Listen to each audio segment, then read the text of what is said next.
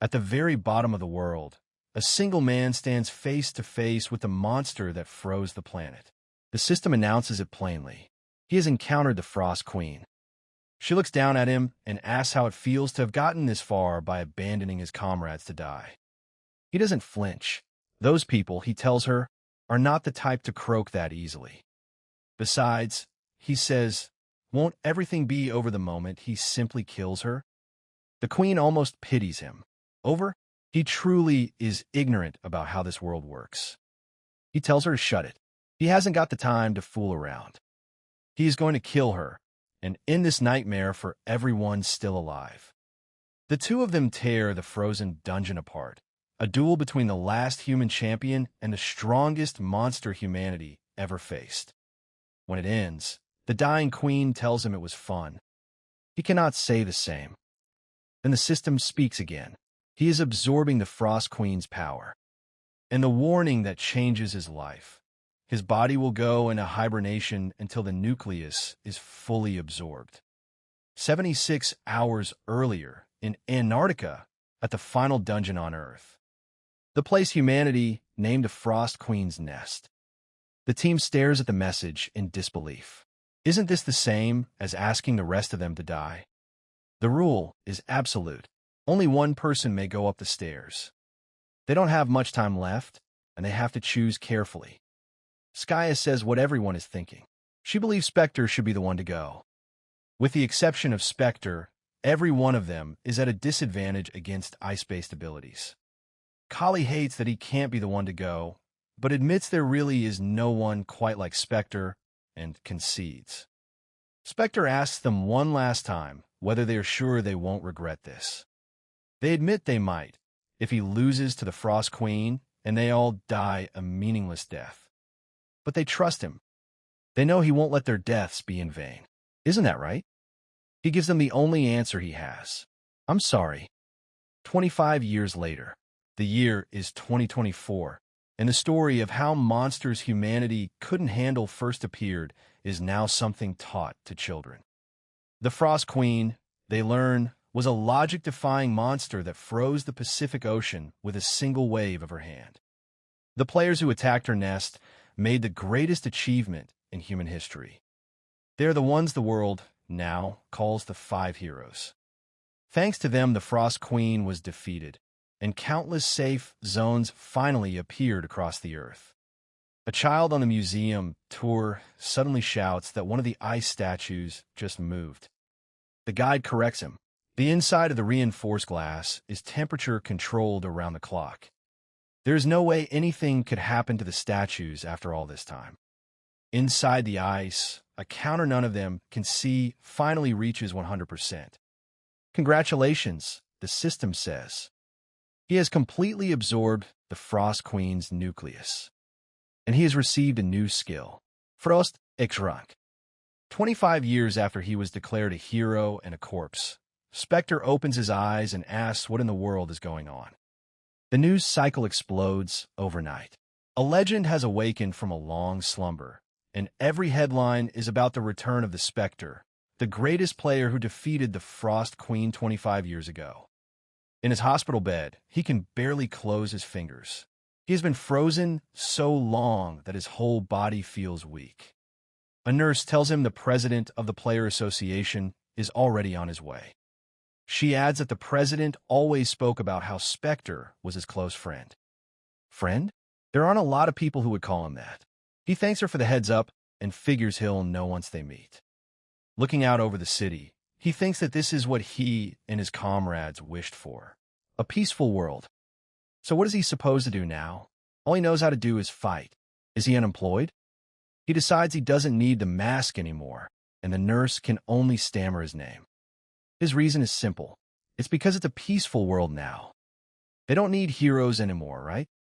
A heavy-set old man in a suit walks in, and Junho squints at him. Perhaps. Diaku? Once the room clears, the old man says he looks exactly the same.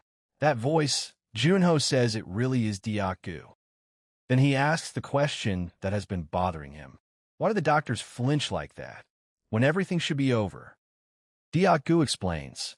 25 years ago, The moment they cleared the Queen's nest, every player on Earth heard the same message. The Frost Queen has been defeated. Junho, you did it. Safe zones would now appear across the Earth, and everyone in the world rejoiced, crying tears of joy. The joy didn't last a minute. A dimensional elevator had been installed in the Pacific Ocean. A second floor. The world screamed the same question. Was the Frost Queen not the end after all? The second floor turned out to be a land of opportunity that made Earth wealthy, but that's not what Junho wants to know. Diaku tells him the elevator has 10 floors in total. It took him and his comrades 5 years just to kill the Frost Queen, so he does the math and asks what floor humanity is on now. In 25 years, humanity has only cleared up to the second floor. 25 years.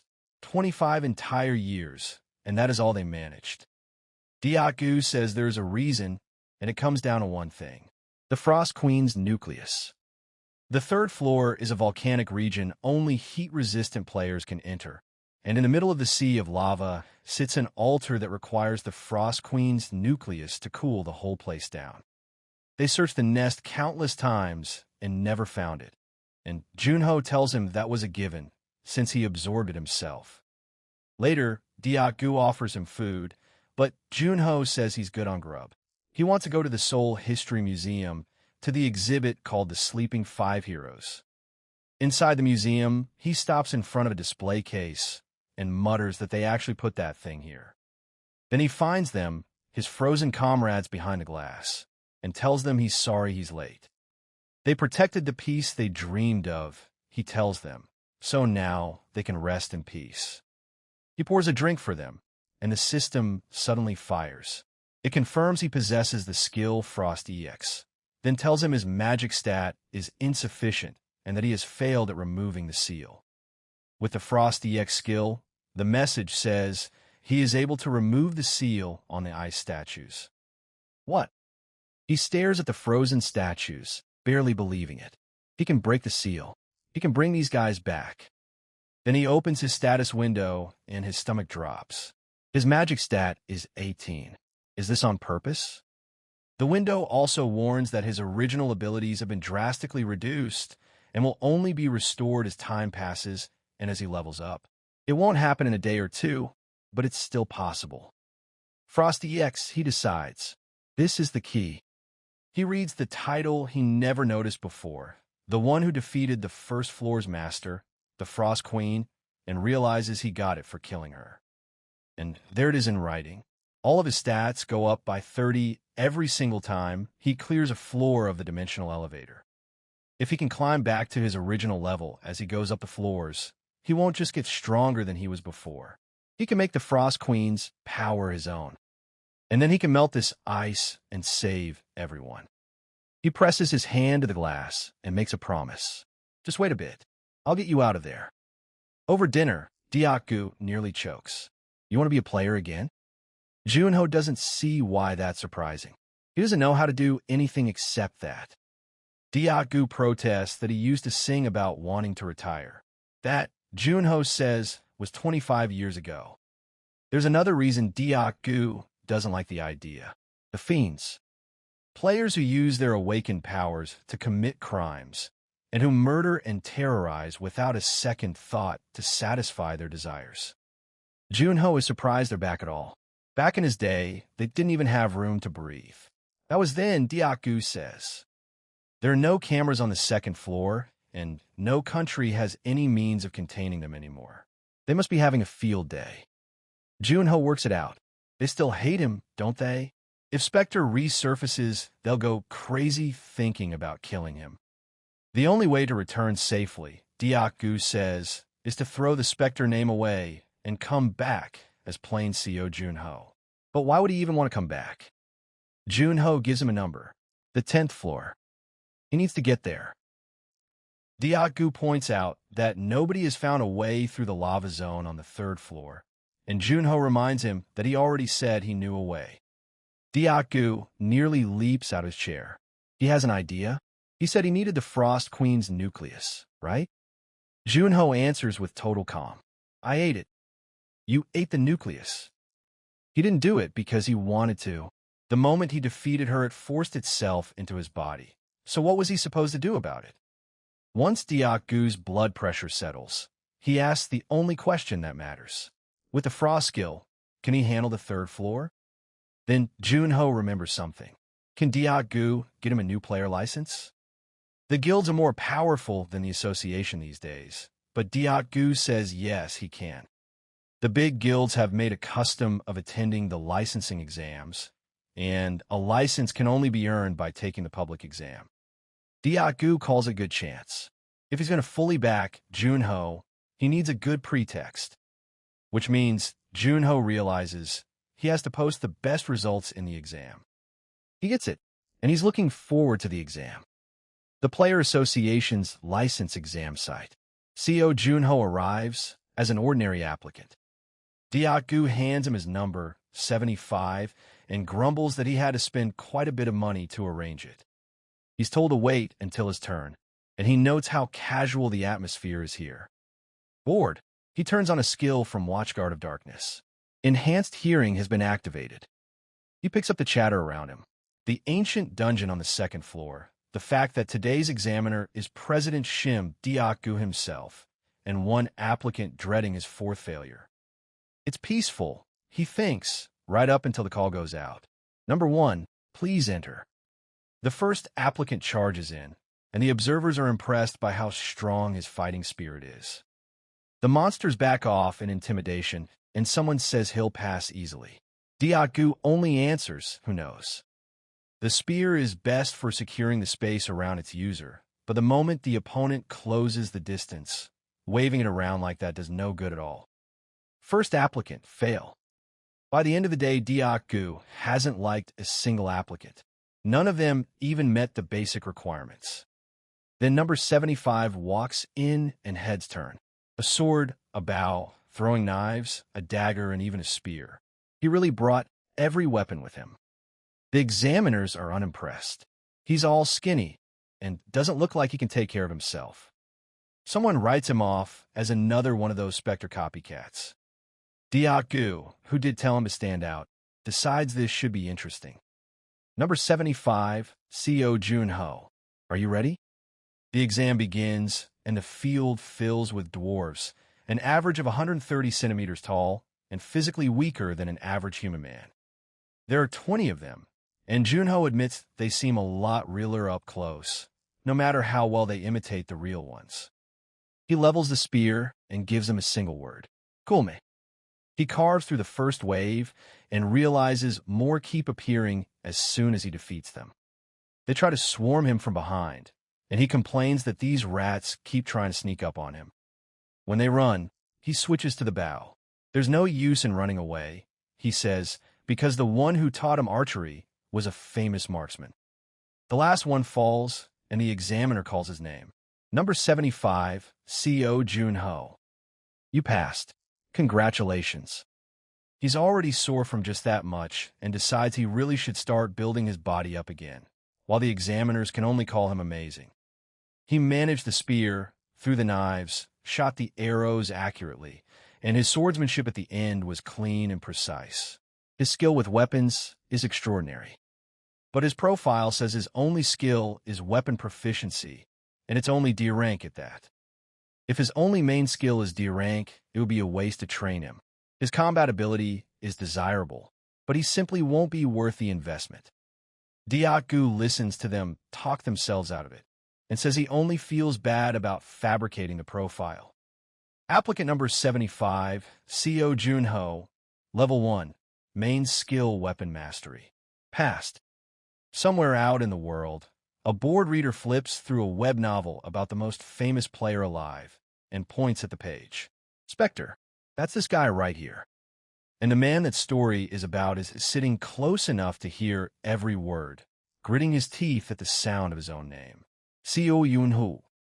He asks what they're reading and gets told the main character is a priest who just fights instead of healing anyone.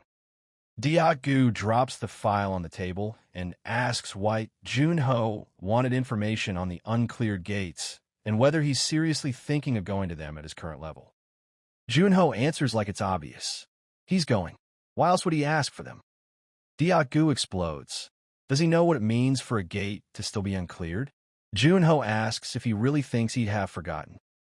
Gates are packed with monsters and traps that attack humans indiscriminately, and some of them are so dangerous that not even the corpses of players are left behind. The ones nobody has ever managed to beat are sealed off and labeled uncleared gates. Worse, those are the only gates beginners are allowed to enter. High-level players can't go in at all, so novices walk in for the rewards and die there. Diaku points out the state of his body, and Junho fires back that the uncleared gates are a headache for the association anyway, and asks if his friend has forgotten who he is. Diaku admits that's true, but says he can't let his friend walk into a place like that. Junho ruins the touching moment by saying he's still going, because he has a lot to gain. Rewards inside a gate grow the longer it sits untouched, so a gate nobody has cleared in years will drop an enormous amount of experience. Diagu can't believe it. The only reason he's going is to level up a little faster. He asks if Junho has forgotten that he already died once, and begs him to find a safer way. Junho says his comrades are waiting at this very moment for him to free them. And there's more to it. Now that he's returned as a player, he will clash with the fiends eventually. When that day comes, he has to be strong enough to fight back. Diagu gives in and searches for gates he can enter, then goes pale.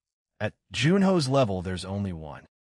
It appeared 7 years ago, and 142 people have tried to clear it. Only level 1 players may enter, which is why they call it the Novice's Grave. The gate is named Curse of Dawn, and the clear condition looks simple enough: survive until the sun rises. Diagu changes the subject to good news.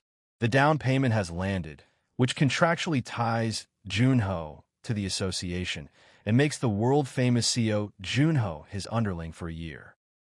Then he shoves a box across the table and tells him to open it. It's his armor.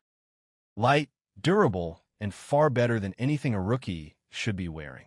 Junho asks where he got something like this. Diaku announces it was made by Quan Noya, and Junho nearly falls out of his chair. That old man is still alive? He is 98 years old this year, aching back and all, still working in the workshop he handed down to his grandson. Junho wants to go thank him in person, and Diaku tells him flatly that he can't. It isn't Quan Noya he's suspicious of. The fiends know about the relationship between Quan Noya and Specter, so walking into that workshop now would be the same as announcing exactly who he is. There's nothing to be done. He'll get stronger first and seek the old man out later. He asks Diaku to pass along his thanks.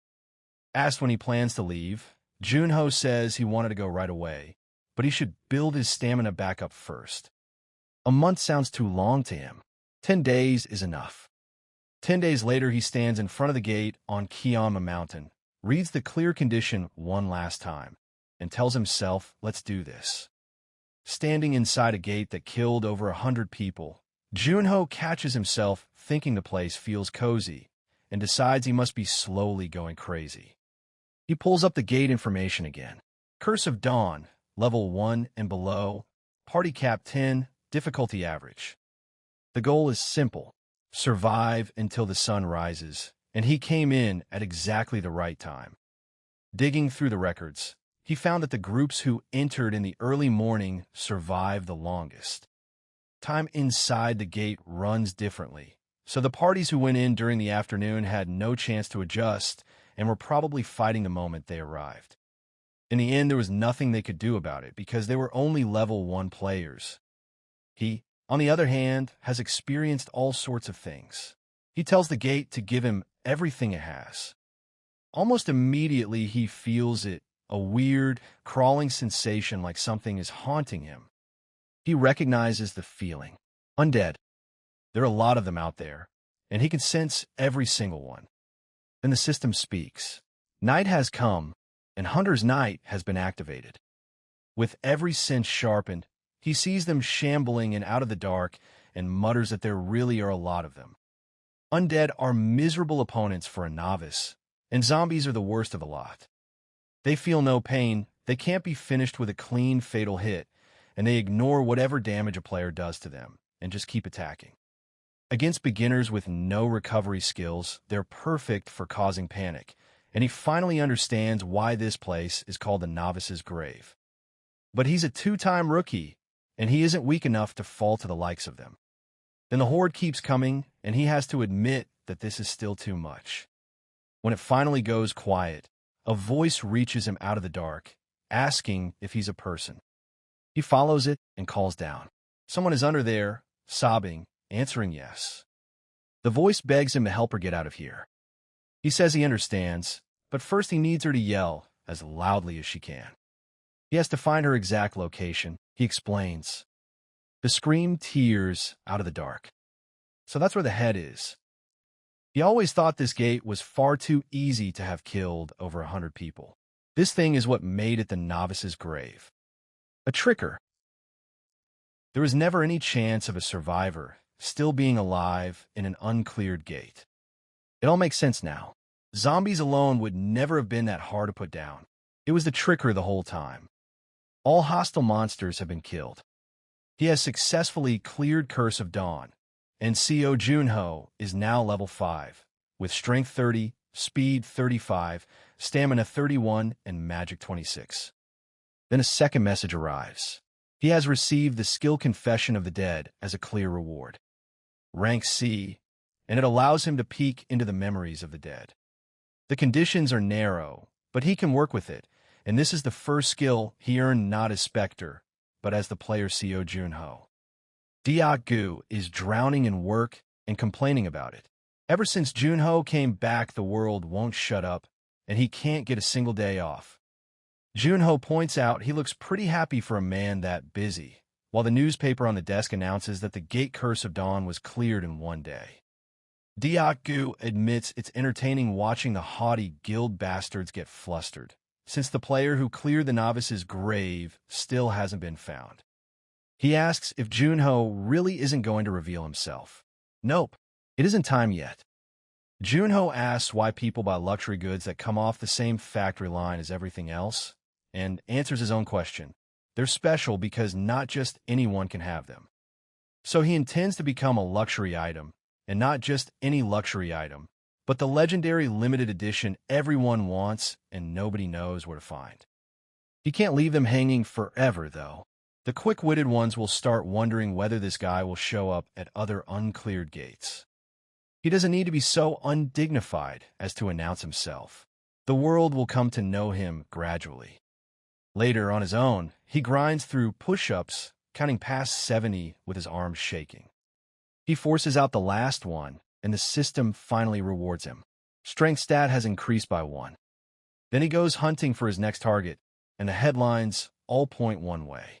124 parties have failed to clear Lufsgarden, and its gate ruptures are getting bigger. Lufsgarden appeared 9 years ago and is Korea's oldest uncleared gate. Left alone too long, monsters start spilling out a gate, and the government and association put up a huge reward to see it cleared. People from all over the country took the chance. 124 attempts, 124 failures. So they spent a small fortune bringing in the super rookie from India to Sharvishi. He was a genius with a bow, but he failed too, and a 22-year-old with a brilliant future ahead of him died there, ending everyone's hope for Lufsgarden. That could easily have been him, which is why he checks his window carefully. Level 5, everything but magic now over 30, high for his level with Frost, Hunter's Knight, Weapon Mastery, and Confession of the Dead on the list. Still, if a rising star like Tashar couldn't clear it, he can't rule out some hidden threat lurking inside. There's one comfort. He can use the Frost skill now, and he started getting used to it. And so he walks into Lufsgarden. This time the clear condition is to defeat all the monsters. Required level 5 to 10, party cap 4, difficulty hard. He has no idea how many Lufs will crawl out, but full parties of 4 failed here, which means something hidden took them out. He spots something strange in the distance, and decides that for now he should stay well away from that suspicious area. The Lufs only come out at night, so he takes it easy until then. Night comes, his senses sharpen, and the first thing to greet him startles him enough that he tells it to at least warn him before showing up. He freezes them where they stand and can't help grinning. The Frost Queen's power really is something. Then the ground starts shaking, and he wonders if it's a monster wave. He isn't worried.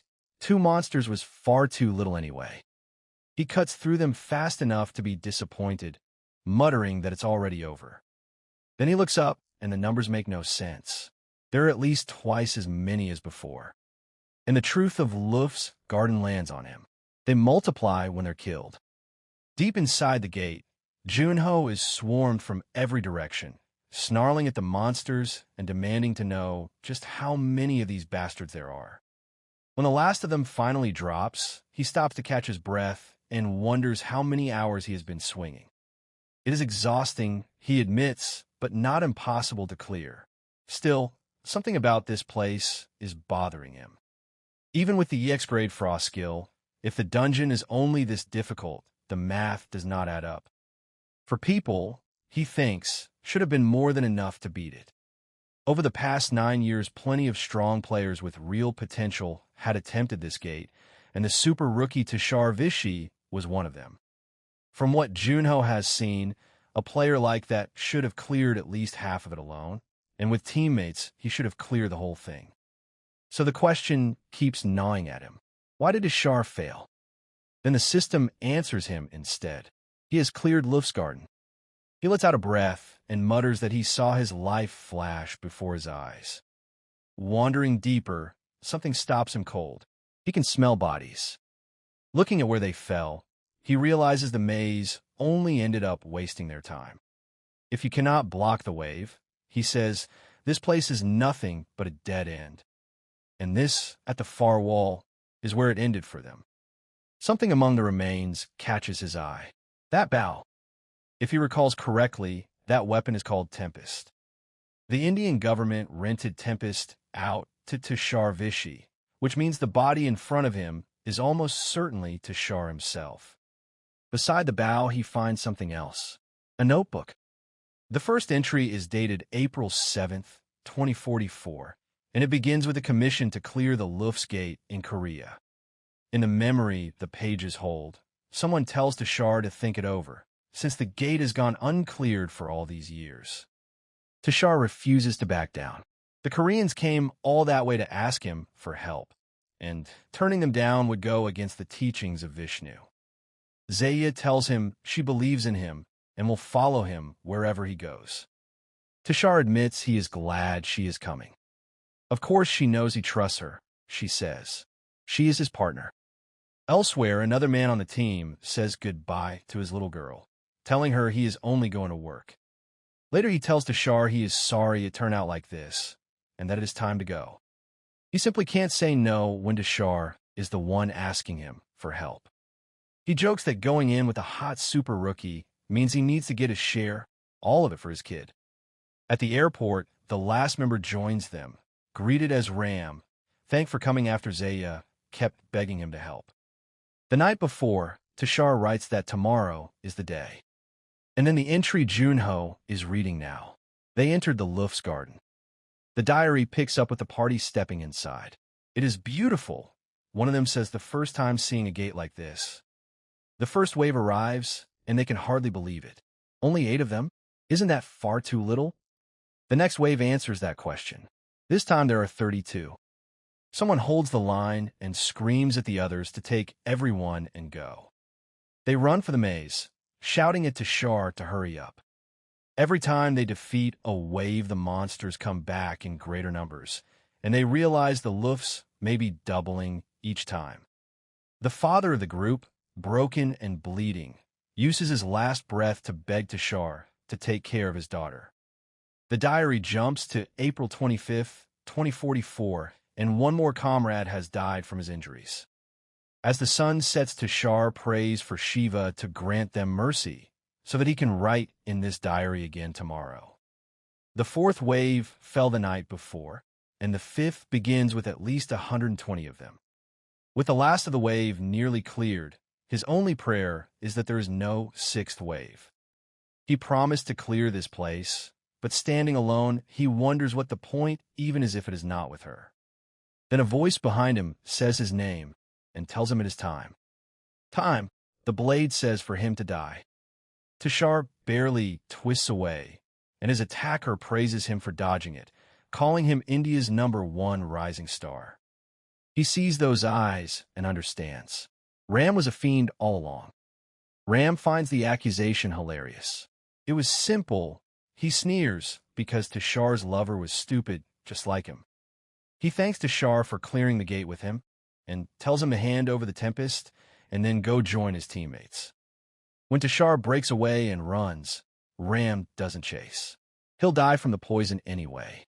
And then the thing he prayed against arrives. There's a 6th wave. He fights on even as he loses all feeling in his arm. Dying against the wall, he writes that if someone finds this notebook, they should tell their families that they are sorry. He wonders on the page whether, if the rest of his comrades had lived, they could have cleared it after all. His last prayer asks Great Shiva to let this Tashar Vishi become one with the eternal soul. And the final line begs anyone at all to fulfill the vengeance of a dying warrior. Junho closes the notebook and quietly thanks him. He has figured it out. The number of Luft scales off the number of players who enter. He came here alone, so there were never as many, and he could clear it relatively easily. He picks up the Tempest and tells the dead man he will only borrow it for a bit. It isn't payment, he says, but he will absolutely get Tashar's revenge on those damned fiends. Then he says goodbye to India's young hero and walks out of the garden. Back home, Junho's manager bursts in on him to admit that he was right. They never said a word to anyone, and yet now the whole world knows what he did. He also carries a message from the Indian government, thanking Junho for bringing back the diary. The dead men's families have finally been informed, and Junho quietly says that's good. The one shame, his manager says, is the Tempest. It was built as a weapon for national defense, and it was in Tashar's inventory. Junho tells him to take a look and pulls the bow out right in front of him. The manager nearly comes apart. Is he crazy? He should have kept it hidden because it belongs to the Indian government. Junho shrugs that he is only borrowing it. His manager throws up his hands. They already think the thing is gone. That isn't the point, he explains. The danger is the fiend the bow will attract. The man he means is a lunatic who values items more than human lives. He will know Junho has it, and he will come after him. There's one name that fits, printed on a wanted poster. The Demon Bow, Calciner. He doesn't meet the level requirement, so he could never have walked into Luft's garden himself. Instead, he will band together with other fiends and try to corner Junho at the next uncleared gate, stronger than he was when Tashar was alive. Junho isn't rattled. Does anyone really think he'll be easy prey?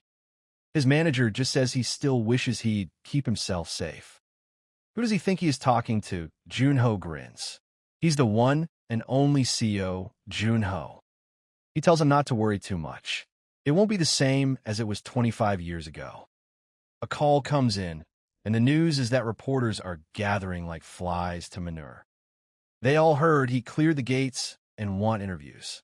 Junho tells Diaku not to send them away. If they're going to fight the fiends, he says they should at least get to choose the battlefield. So they'll hold a press conference. The press trade notes on him. First, the Curse of Dawn, then Luft's Garden, a rookie the likes of which Korea hasn't seen since Kim Woo-jung or Shin Sung-hyun. Then the man himself walks in wearing slippers. The room stalls.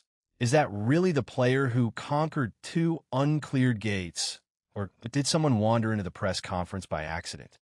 He notes that he used to dress up a lot back when he was Specter. These days it's just annoying. He introduces himself as CEO Junho and announces he'll be holding the conference for exactly 30 minutes. At the end, he takes one last question. Has he decided which gate he's going to next? Not yet, he says. There's a gate he wants to go to, but his level is still too low. Then he names it anyway, the Eastern Sea Gate, and the entire room erupts. The reporters press him at the podium. Mr. CEO Junho, are you really referring to that EC Gate? It is the last uncleared gate in Korea. If he succeeds, he will have cleared 3 uncleared gates, something that has never happened before. Another reporter pushes harder. It's believed there is a boss monster in there. Does he have anything to say about that? Boss monsters are immensely powerful, he explains, and some of them even take lesser monsters in as servants and rule over them as kings. But, he tells the room, if he fights a boss monster, he'll win. The line detonates across the news. Boss monster? I'd win either way. Player CEO Jun Ho's shocking statement. Somewhere far above it all, a man reads the article and mutters that they're making a big fuss over a rookie. It just shows how significant the uncleared gates are. His aide offers to contact the rookie, but he declines. He isn't that interested yet. If something extraordinary happens once, people call it fate. If it happens twice, they call it skill. But he thinks they should wait until the third time before judging anyone. So the order stands. If CEO Junho pulls off another miracle, he will receive a personal invitation from Shin Sung-hyun, the leader of the top guild in Korea, Goblin. Back at the association, Junho works through a stack of offers. Pass. This one too. Not bad, but not that good either. They're all commission requests, piled up because of the press conference. He is totally hot right now. Then one catches the president's eye. It's from a father searching for the cure to his daughter's terminal disease. The key to that cure is the core of a cinder fox. A cinder fox. That's a name he hasn't heard in a while. He met one back when he was just starting out as a player, and he almost died. The gate is called Burning Dunes. Required level 5 to 15, party cap 30, difficulty hard, clear condition defeat all cinder foxes. It only appeared 3 months ago, so it hasn't been declared an uncleared gate yet, but has already eaten up 7 teams. The level requirements are more particular than the cinder fox gate he cleared as Specter. It'll be harder than before. The president grins. If he wants to see what his Hubie can really do, let's go with this one. The client is Choi Pil-ho, second son of Choi Man-hyuk and head of the Myungo Group. The next morning, the president introduces Cha Seun. From today onward, she will be CEO Junho's secretary and manager. Their life was perfect until tragedy struck. Choi Pil-ho's eldest daughter has Severin syndrome. The disease can be treated with the cinder fox's core. 29 years ago, Specter, the greatest player alive, hunted a cinder fox and verified it worked. She adds, glowing, that Specter is a person she greatly admires, never guessing he's sitting right beside her. They arrive, and he stares up at the building. It looks exactly the same. A man comes out to meet them personally. It's a pleasure, he says. He's been waiting. He is Choi Pil-ho. Choi Pil-ho insists the honor is his, calling Junho the hero who cleared the uncleared gates for the citizens' safety. Then the polite mask drops. Is his only wish. The richest man in Korea bows his head and begs him to save his dear Hee-sun from that wretched disease. Seated across from the grieving father, Junho gets straight to business. He needs the cinder fox's core. Choi Pil-ho explains he searched through every piece of information he could find and found a case in France of someone making a full recovery, thanks to a cinder fox's core. Then he names his price, 15 billion won as the commission fee. On top of that, he'll provide any items or materials needed for the gate, and anything else Junho requires, as long as he can acquire it. Seun is certain he'll accept at a premium like that. Instead, Junho says he's sorry, but he'll have to decline. The father panics and starts climbing. 25. No, 30 billion. Is that still not enough? Junho stops him. He isn't asking him to raise the offer. 10 billion is more than enough. Choi Pil-ho asks why. Because when Specter took the French commission, he was offered everything the man owned and turned it all down for a fraction of it. His reason, Junho says, is the same as Specter's. You shouldn't take advantage of someone who's only trying to save their family. He asks Secretary Cha whether she really believes that story, since Specter has a reputation for being cold and mechanical. She answers without hesitating. Someone as warm-hearted as him would definitely have done that. Specter watched his parents die right in front of him, she says. The French commissioner could afford 10 billion won. And if he couldn't have, she doubts Specter would have named any price at all. Later, the association president asks how Ms. Cha Seun worked out, and Junho admits she is very good at giving briefings. With her specs, she could work at a famous guild or a major company. She only chose the association because the association takes care of Specter. Changing the subject, the president leads him into a vault. If he wants to take down a monster on the level of a cinder fox, he should take something useful with him. The president hands him a hilt and tells him to use magic on the sword. On the sword?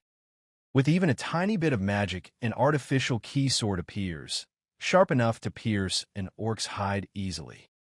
Junho asks whether players these days only use these kinds of weapons. Junho looks at the racks and thinks these are no different than toys. In front of true predators, they'll be useless against monsters that can tear a player's magic apart. He asks Diak-gu why he thinks weaker monsters come out at lower levels.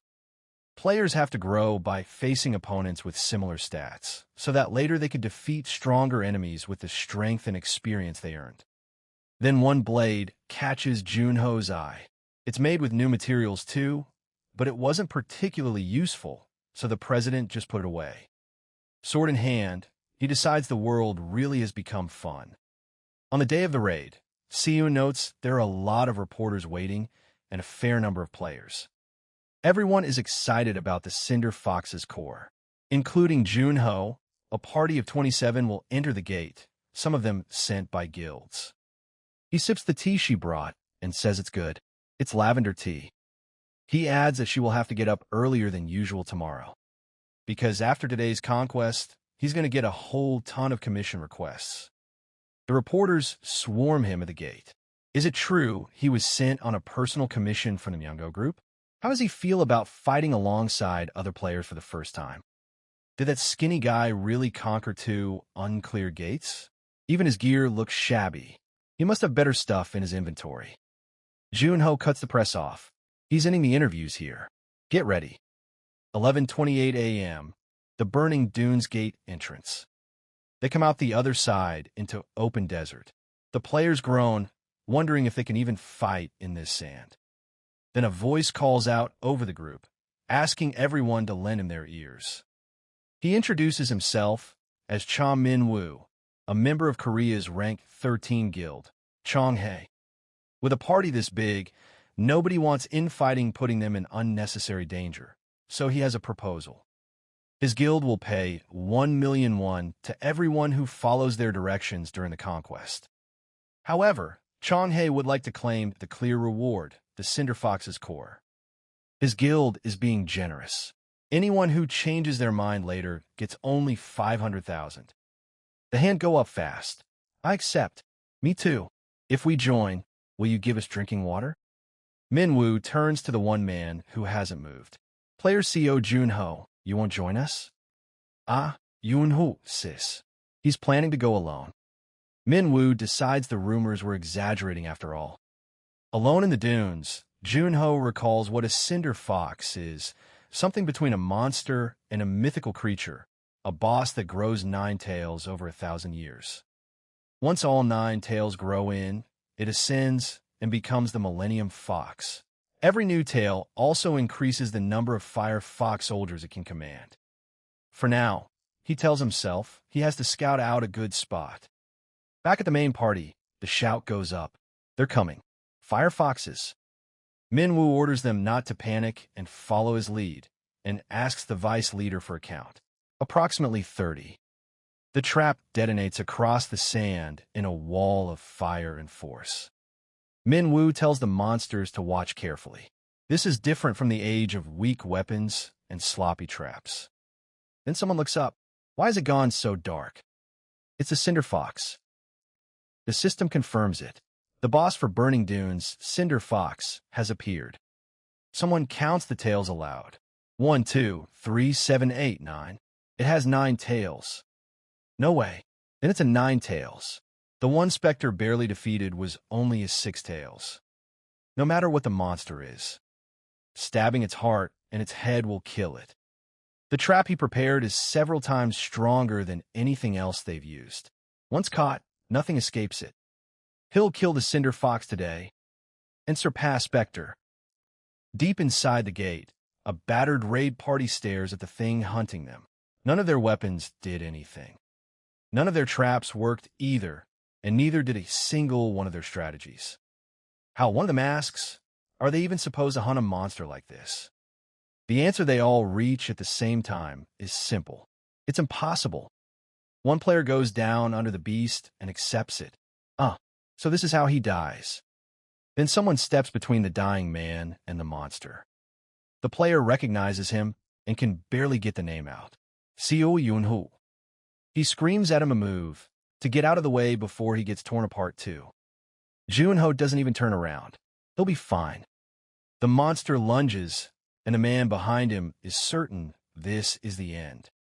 Instead, the strike stops dead against a single guarded frame. For the first time all raid, the beast is the one being pushed back. Watching them, Jun-Ho thinks it coldly. These people were doomed from the start. But he looks at the monster and wonders whether it's really satisfied with just this. He tells them to take the survivors and go. The player asks what about him. Him? He repeats the question like it's the strangest thing he's heard all day. Obviously, he says, he'll be taking care of this guy. Go, he says, while the others drag their team leader toward the exit. Alone at last, he notes that the stragglers are finally gone. Then he turns to the monster and asks whether they should have some fun. The beast answers with fire, and the whole cavern lights up. Just as he thought, the thing won't let him get close. It rears back and unleashes a giant flame blast straight down the corridor. He knows immediately that he won't be able to survive taking that hit. So he doesn't take it. He moves, and the blast tears through empty air. The exchange costs him, and blood follows the beast's next swipe. But he's already worked it out. The Cinder Fox's strength increases with its number of tails. Which means there is one question worth asking. What if the number decreases? He answers himself the way he always does. Obviously, its strength will also decrease, and now he knows exactly how to kill it. Outside the gate, the crews waiting on the surface note that it's already been 10 hours since the players went in. One mutters that the party before this one survived for 2 days and gets snapped at for being disrespectful. The only thing anyone out here can do is pray for their safe return. Far below, the fight is still going, and Jun-Ho asks the bleeding monster if this is its first time ever being in pain. It has no natural enemies and no rivals. It has hunted countless players and never once imagined it would become a prey. It swings at where he was standing, and his voice comes from somewhere else. Where are you looking? Another tail comes off, and the fire around it shrinks with it. He watches it thrash and calls it dramatic, asking why it keeps struggling when it knows it's going to die. Then he tells it what it already knows. It's too late. He closes the distance one last time and finishes it. The system confirms it. He has defeated the Cinder Fox, and he has received the Cinder Fox's core as a reward. It only took 13 hours. They cleared it faster than it took the last team just to fail. A reporter calls it live as the players walk out of a gate that has finally turned green. And the first one out is Cha Min-woo of the Chonghae Guild, the team leader Jun-Ho saved. Patched up by the medics and asked whether he'll go straight to the hospital, Cha Min-woo says no. That's not what he needs to do right now. The press asks if it's true that he led the players and cleared the dungeon, and how he feels about it. Did the Cinder Fox really have 9 tails? How hard was it? His name is the top search keyword in the country right now. Standing in the flashbulbs, he thinks that so this is how it feels. This praise. Even when it's completely misdirected, it becomes addicting once you've felt it a few times. He remembers being a kid in class, saying he wanted to grow up to be a great hero like Specter. So he swallows it and admits to himself that he shouldn't be the one standing in this spot. From now on, he tells the cameras he will tell them what really happened inside the gate. Elsewhere, Jun-Ho wakes to a voice asking if he's awake. It's 6 in the morning, Secretary Cha tells him. This is Hanguk Hospital. How does he feel? He feels fine. While he was out, she reviewed the commission request that came in and admits he was right about getting up early. He gets straight out of bed. She asks where he's going, and he says to see President Choi Pil-ho. She protests that he hasn't recovered yet. He shrugs it off, saying he just used up all his energy and fainted. He'll take a break after he goes and meets the real patient. Let's go. At the Choi estate, President Choi Pil-ho is grateful he came, but asks if it's really all right since he heard Junho fainted inside the gate. Then Choi stops at a door and says this is his daughter's room. Inside, the girl lies frozen in her own bed, frost creeping across everything around her. Junho takes one look and thinks she's in a worse state than he expected. He decides he should hurry and opens his inventory. The Cinder Fox's core comes out blazing, and the heat hits the room like a furnace. He apologizes for forgetting. The core is dangerous for regular people to be near, so he asks Choi to wait outside. Is it really okay to use something that dangerous on his daughter? He's worried. Not everyone can handle it, Junho admits, but he knows the method Specter used, so there's nothing to be afraid of. Choi assumes President Shim Deok-gu told him, since Deok-gu was close to Specter. The father bows his head and begs him to take care of his daughter. She's worse than the patient he cured in the past, so for now he'll use the heat of the core to carefully melt the ice spell. Then the system interrupts him.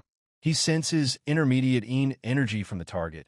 He can absorb it with the Frost skill, and his magic stat will increase if he does. Frost EX already has no weaknesses, an all-powerful skill for both attack and defense. Now it can raise his magic stat by eating energy too. He files it away for later. For now, he has to focus on treating the 9 severance syndrome before it gets harder on the patient. He needs to get rid of all the energy inside her and decides to do it in one push.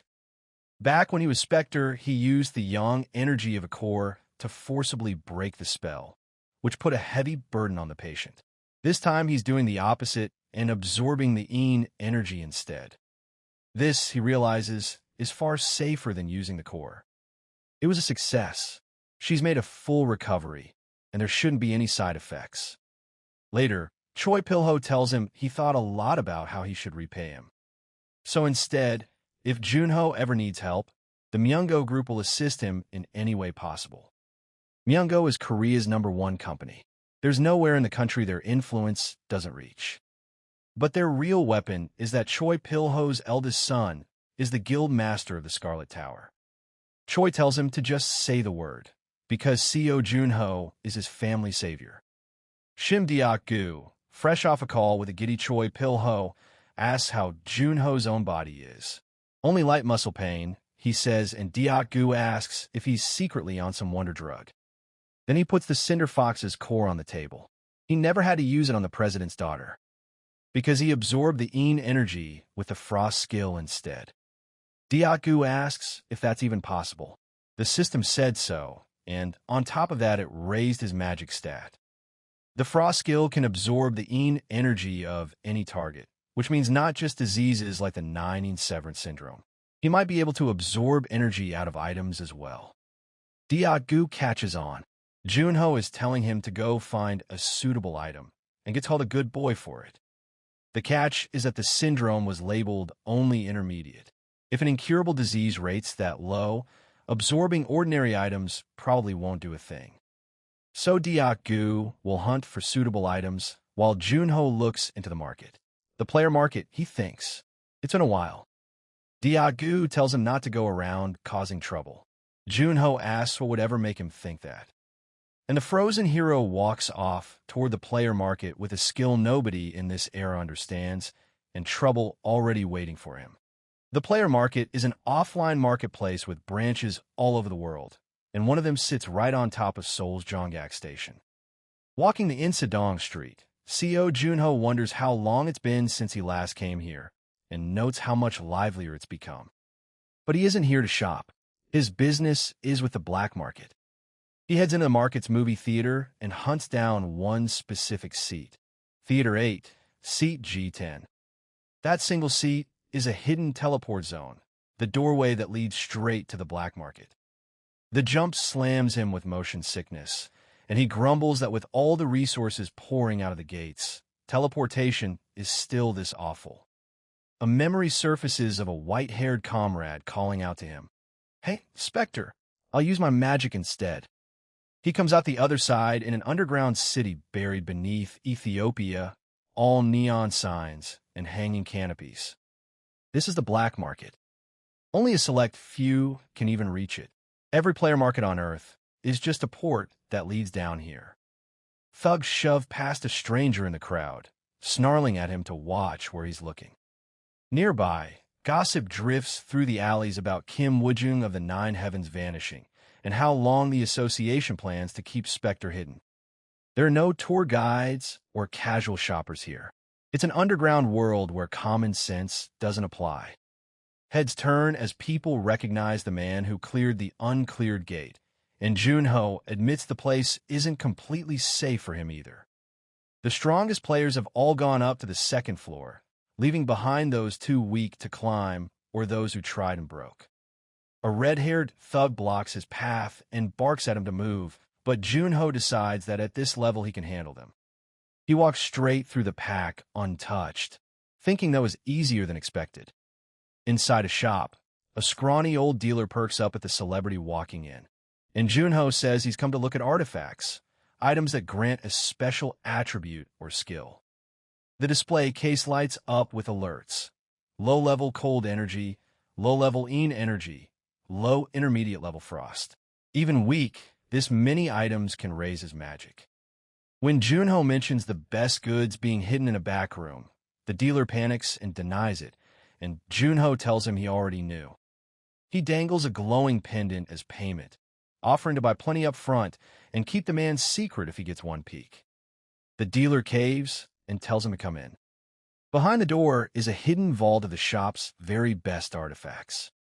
They all look good, but Junho notes none of them carry the darkness attribute he's hunting. Then something with an ice attribute catches his eye, and the old man screams at him not to touch it. Too late. Junho already has the gauntlet on, and the dealer warns it carries a curse that freezes the wearer's body. The status window reads, glove that holds the Frost Fairy's wrath, grade rare, curse, speed +1, stamina +1, magic +2, freezing the user's body over time. The system rates its frost as intermediate level, the same tier as the Ninine Severance Syndrome he already absorbed, and Junho grins, which means he can drain the same enormous amount of magic out of it as last time. He tells the terrified dealer he'll buy the cursed glove along with everything he picked out earlier. At the market bar, he asks to be teleported back to the Insadong market and for a drink while he waits. The wait time is 10 minutes. 3 players crowd in behind him, one with a spear over his shoulder, sneering that the famous CEO Junho has come to visit. They mock him as their little Hubie while he keeps drinking, and Junho thinks the black market really isn't a place to linger. Reputation is the currency here, deciding a player's commission requests and guild entry, and nobody has ever heard of Bloodblade Kim Cheol-soo. The spearman looms over him, telling him his son Bei is talking to him. The trio surrounds his stool, ranting that he's disrespectful and that it's thanks to them keeping the streets safe that rookies can level up at all. One of them flexes and boasts that his body shines with 5 years of experience. Junho doubles over, shoulders shaking, and starts to laugh. The laughter turns into a howl, and the thugs flinch, asking what's wrong with this crazy bastard. He tells them keeping the streets safe is what top players do, not leeches like them. The insult lands. The red-haired one grinds his teeth, spitting out that Junho is a bastard. Junho stands and faces all 3 of them, telling them not to hesitate and to come at him. He adds that he'll feel better after beating up thugs like them. The crowd presses in around the bar, whispering that this is the rumored CEO Junho, and that if he loses here, the newspapers will go crazy. An old man with a mustache watches the 3 close in on a barely debuted player and mutters how pathetic it is. The red-haired thug just grins and says they can talk all they want because all that matters is the outcome of the battle. They declare that Seo Junho, the player who defeated the Cinder Fox, will fall at the hands of the Gangnam Trio, while he calmly opens his inventory. Junho ignores them and asks the bartender how long until he can teleport. The answer is around 4 minutes. The spearman levels his blade at his throat, and Junho decides 4 minutes is more than enough time to play around. The spearman announces himself as the life-severing lance of the Gangnam Trio and says Junho should feel honored to fight him. He asks about the dagger in Junho's hand, saying he thought he was a sword user. The answer, that he doesn't need a sword to squash a few bugs, sends the red-haired one into a rage. The spearman lunges with a roar of "You bastard" as Junho turns away from him. Blood sprays past Junho's face, and he doesn't even blink. He has caught the spear shaft barehanded, and the spearman can only gasp. The other two watch blood arc through the air, mouths hanging open. Their lancer hits the floor with his face split open, choking out a groan. The red-haired one snarls that the idiot fell for such an obvious feint, then charges with his own attack, demanding to know if Junho can block it. Junho ducks under the strike as the bar shells explode into shards behind him. The hooded member roars for him to come at him, while Junho closes the distance across the wreck floor. They sneer that he's just a newbie who's caught a few monsters and bet he's never actually killed a person. Their logic. Those without experience drop their guard the moment they're sure they can win, and that one instant spells defeat. They were never planning to stop halfway. The red-haired one springs forward, calling him cocky. An instant later, a body is trembling on the ground, coughing. Junho stands over the hooded man, crumpled in a pool of blood, while the last thug watches, frozen. The survivor stammers, asking what just happened, insisting he's only a rookie. Two of the Gangnam Trio lie sprawled and bleeding, and he can't understand how a rookie wiped them out. Red energy coils around his hand as he refuses to accept it, saying it isn't possible. Junho remembers that during Specter's generation, the reason he could wipe out so many fiends was an ability that let him read their breath. He catches the man's wrist point blank and tells him his breathing is far too obvious. The last thug's hand bursts apart, and he screams as Junho walks away without looking back. Blood-flecked and smiling faintly, Junho asks if he'll be seeing them around. The beaten player grovels at his feet, swearing they won't even look at his shadow for as long as they live. The black market erupts. A newbie just beat 3 players in their 5th year, and someone shouts to contact the reporters. The onlookers cheer his name instead of helping the wounded, people who kill for their own desires applauding the winner. The clerk tells him the teleportation point is ready, and Junho reflects that there are only 3 ways to survive in a world like this. Standing in the glowing teleport circle, he lists them: go crazy with them, or suppress your emotions. He reappears in a quiet soul alley and stretches his arms above his head. Under a burning sunset sky over the city, he admits the thing he can't suppress. He misses his friends. Elsewhere, in a moving car, a suited man reports that Junho defeated 3 players over level 20 with overwhelming skill, far exceeding his expectations. In the back seat, a long-haired girl in a tank top lounges with an ice pop and hums that she's interested. Junho is mobbed by fans in the street, forced into selfies, and wondering why he's posing with a girl he doesn't know when he can't shake any of them off. With a siren blaring over his head, he panics that at this rate he won't get home until nighttime. Then a girl in sunglasses and a black mask leans in, grinning, and asks if they can talk for a moment. Bright orange hair and heat energy he can feel from a distance. There's only one person who fits, one of the big 6 guilds, Dakibi's princess. She hands him a business card that reads Gong Yuha, Team 2 leader, insisting she isn't some weird person. He already knew.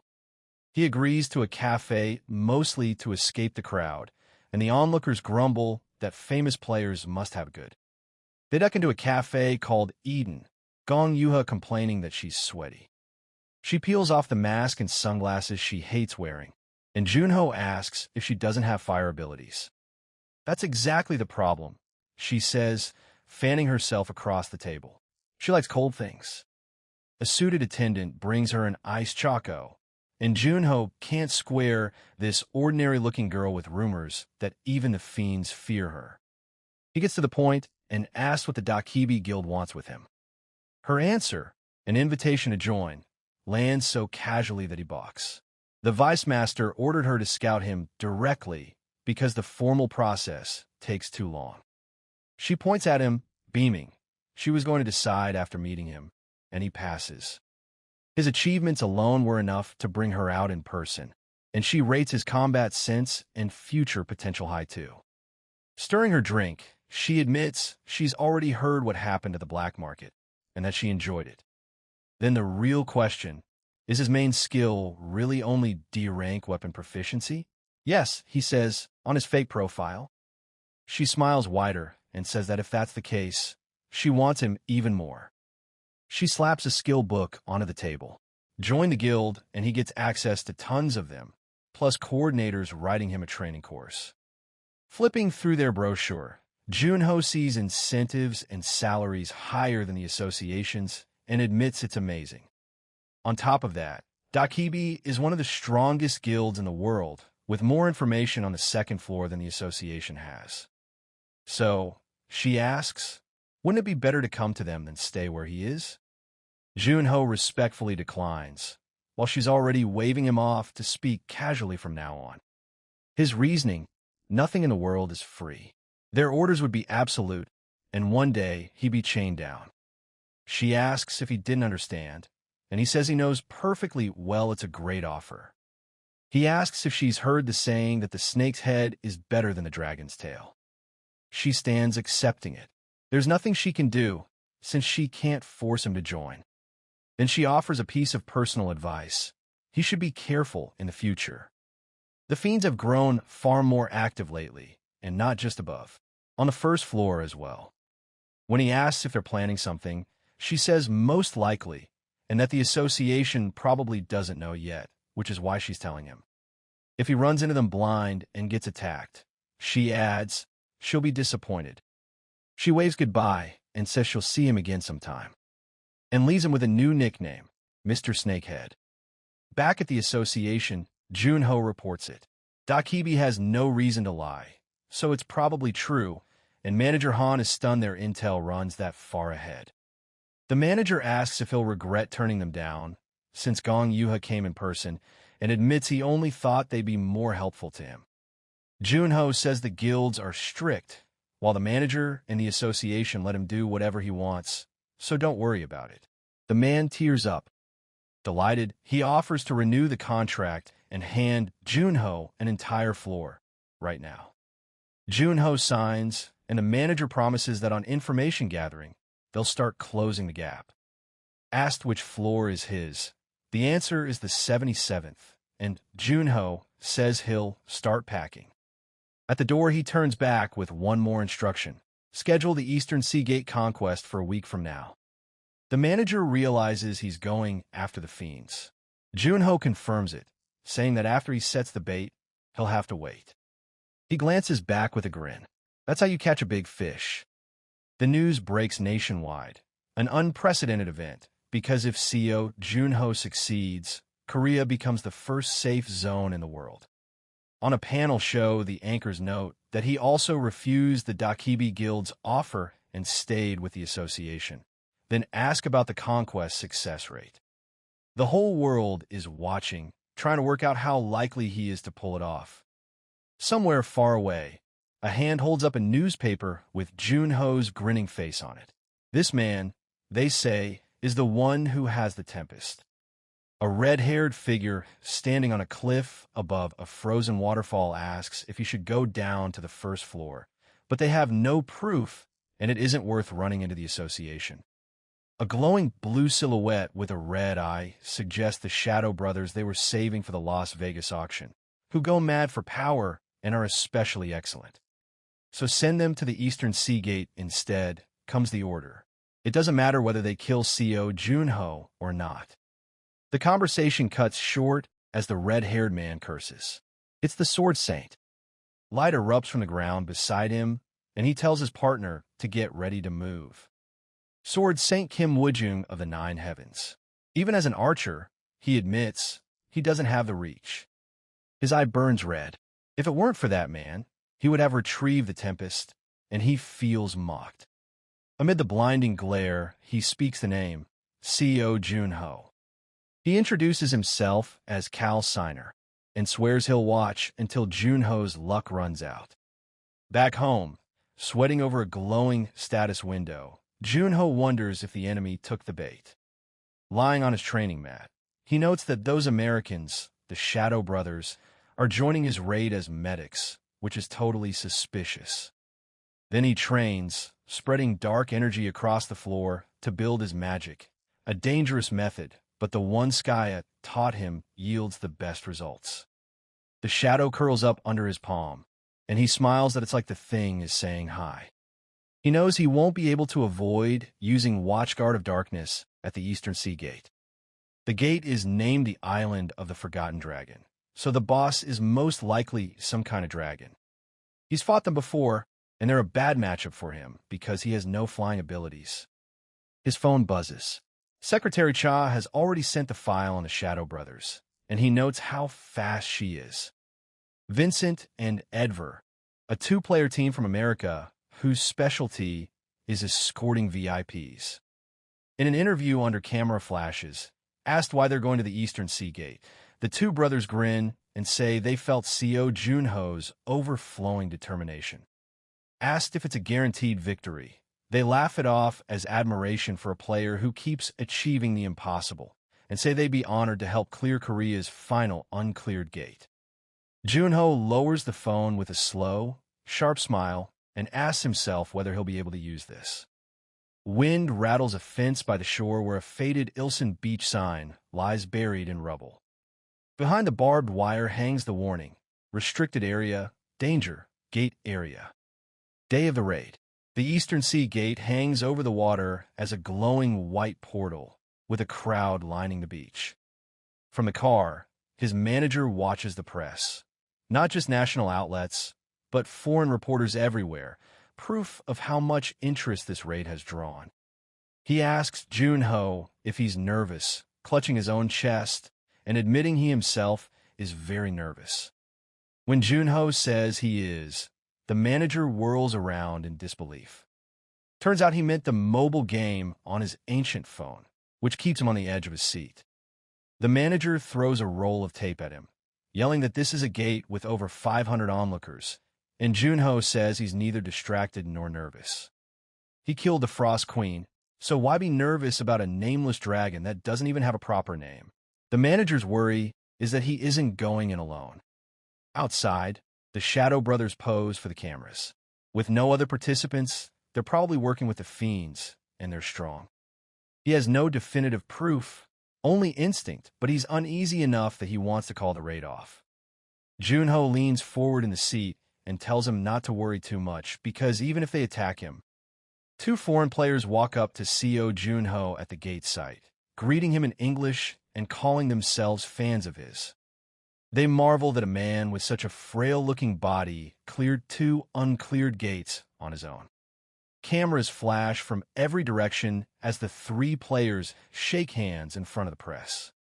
The long-haired one admits Vita's interpretation feature has a delay, so he was relieved Junho could speak English himself. This is Korea's final uncleared gate, and the pair swear they know what it means and will put their all into it. Junho only smiles and tells them not to worry, because he came prepared to do anything. On the news, a reporter says that if they succeed, Korea will become the most secure safe zone in the world. Junho poses a question. When are players most nervous while challenging a gate? The answer is the moment they enter, since nobody knows what conditions or monsters are waiting inside. That is when a player's senses are at their sharpest, as Junho steps through the glowing portal. But being locked onto the battle ahead has a price, because they react slowest to anything coming from behind. Sure enough, Vincent lunges out of the light grinning, calling it a chink in the armor. His partner Edver sees the strike coming and can only breathe his name. A tower of blue aura erupts around Junho instead, leaving them wondering if that was really a weak point at all. The shockwave blows all three of them apart across an open stretch of sand. Edver grits his teeth and curses that he just missed a perfect chance. Around them stretches open ocean, with a single green island sitting inside the gate. With a look, Edver tells Vincent they failed this time and will create another chance later.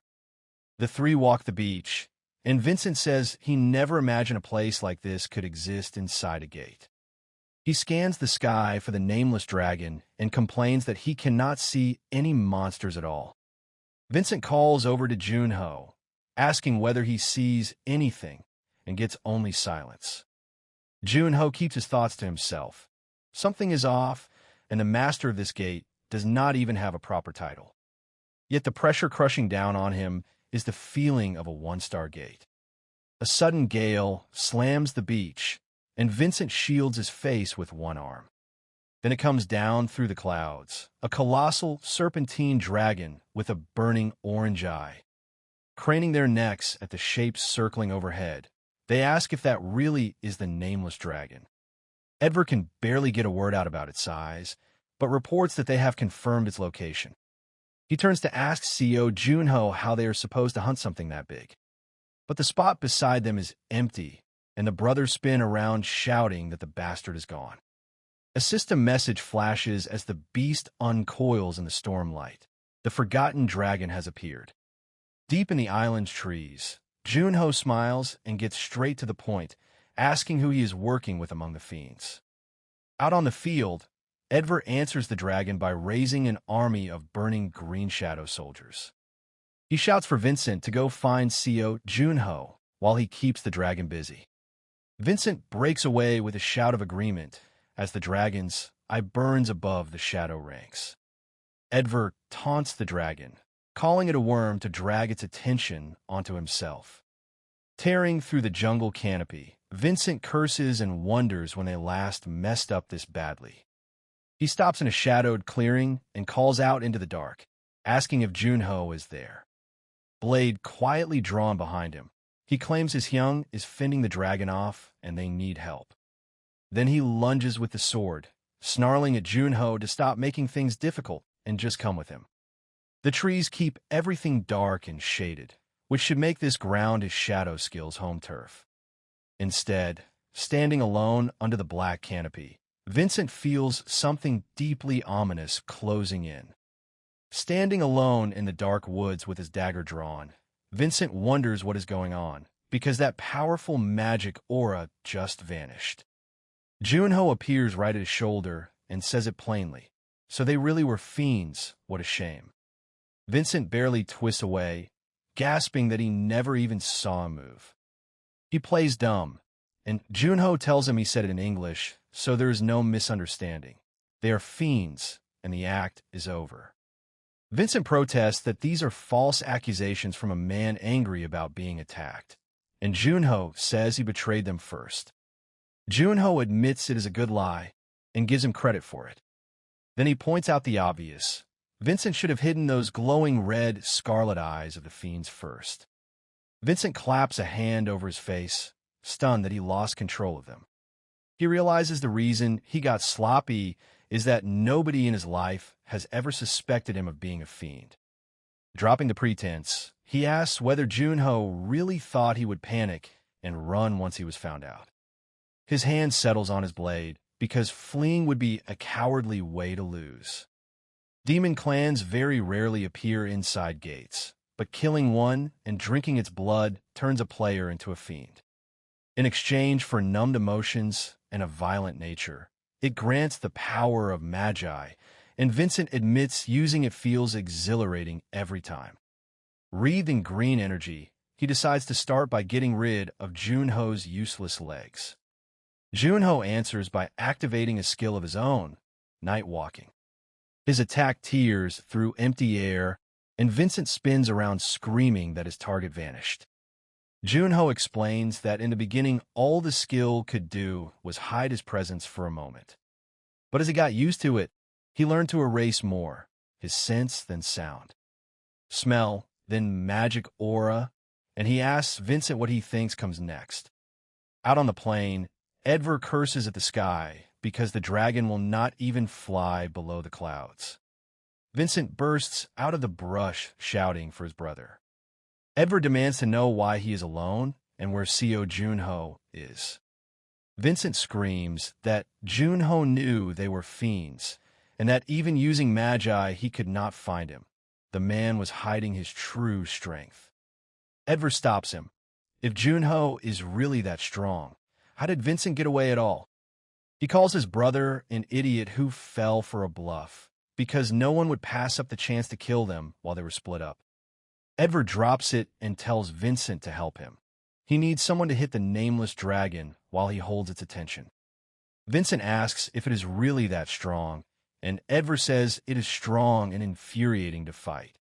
Dragons have a weak spot called the reverse scale, named for facing the opposite way from all the others. Vincent says he will use the shadow movement technique to climb up to it. The dragon strikes first, and Edver screams at him to dodge. Edver takes the hit himself, spitting blood as his shadow soldiers are forcibly expelled. Red-eyed and bleeding, he waves his brother off and tells him to focus on the goal. Vincent hurls himself forward on a streak of green light. Edver clicks his tongue at the miss, but notes the dragon is flying lower now. Vincent triggers the shadow movement technique and rockets up through the clouds after it. Clinging on as the huge body coils past, he searches for the scale and wonders if it is somewhere higher. Then he spots it, a single glowing scale set against the grain, and shouts that he found it. He drives his blade into it and cries out that he did it. Watching from the shadows below, Junho only mutters that they are idiots. Down on the sand, Edver stares up as the sky splits with lightning, unable to understand what just happened. The blast tears his brother out of the air, and Edver screams Vincent's name. Bloodied, Vincent gasps that they are finished, and Edver demands to know what he means. Above them, the dragon rears back, its whole body crackling with white lightning. Watching from the tree-line, Junho notes that of course it reacts like that when you attack the reverse scale. People who have never fought a dragon always make that mistake. Disturb anything near the weak point, and the beast turns far more violent. As lightning rains down on the running brothers, he judges that with the dragon this enraged, that item might not be enough. So he wonders aloud whether he should use it this time. Instead, he draws a shadowy bow, telling the fiend bastards not to die yet and to buy him some time. Grinning behind the drawn string, he says he will just wait here, comfortably. Out in the storm, Vincent is hurled across the ground, yelling for his brother. Edver snaps at him not to talk, because it will break his focus. Bolt after bolt keeps falling, and he wonders if the nameless dragon's main attack is limitless. Drenched in sweat, Edver admits to himself that he messed up. Then an arrow streaks past and clips the dragon in midair, and both brothers look up, asking what that was. Edver clenches his fist, realizing it will be harder for Junho if they die, and that no one beats this thing alone. In the end, he concludes, all three of them will have to work together. He tells Vincent the dragon will lock onto Junho as he keeps shooting, and that they should use the chance to withdraw. The dragon's jaws come roaring down, and they brace for just a little more. From his perch, Junho watches them bolt and notes they are running instead of counterattacking. He smiles because he knows they are trying to force the dragon's attention onto him, and warns that the bright oasis they see is just a mirage, he says, taking aim once more. He looses a glowing arrow through the dark and calls it a wrap. With the brothers stumbling in the open, he asks himself whether he should go after the hunting dogs now. Sweating and out of breath, Edver curses Seo Junho under his breath. Junho drops down on the beach in front of them and tells them they're supposed to be hunting, not playing a shooting game. They scream at him for being here instead of supporting them from the back, and he shrugs that he did. They cannot believe it. They could not put a scratch on the dragon, and his main weapon used to be his sword. Behind them, the dragon's body lies pierced through, and Junho asks if they are impressed. He admires the Tempest, a bow with great synergy with his abilities, and says he finally understands Cal Signer's obsession with it. Both brothers force smiles, insisting they helped him fight it and that they are just small fries. They offer information about a certain someone's whereabouts in exchange for being let go. Junho tells them to get lost, because he has no interest in negotiating with their kind. They saw too much, he decides, so he cannot let them go. Vincent's eyes blaze red as he roars that they will not die that easily and charges. A beat later he stops, blood on his lips, wondering when it even happened as Edver screams his name.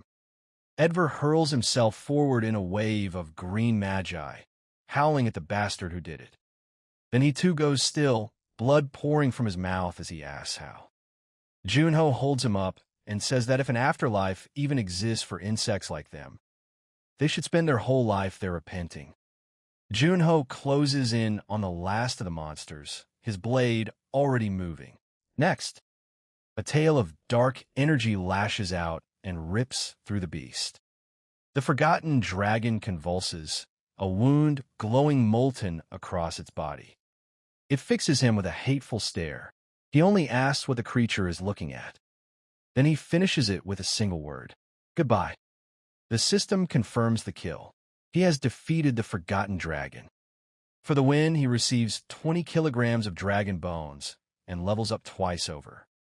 He decides it is finally time to try out a skill he has been saving. It is the skill he gained from the Curse of Dawn. A grinning skull rises before him. Confession of the Dead. The skill lets him read the memories of the dead. Now he says confess. He kneels over a corpse and reaches into what it left behind. The confession begins. He recalls the memories of a fiend named Vincent. It plays out in front of him like a movie, and he admits it even has decent features. He gives the command, search, show me the most recent memories. A memory surfaces of a man crying out, begging to know why this is being done to him. A family screams as they are torn apart, pleading for their father to be spared. Junho clicks his tongue, annoyed that he sent this fiend off far too easily. He searches again, this time for anything tied to the Fiend Association. A shadowed figure delivers an order to the fiends beneath him. Join the Korean Association's rookie player at the Eastern Sea Gate, he tells them.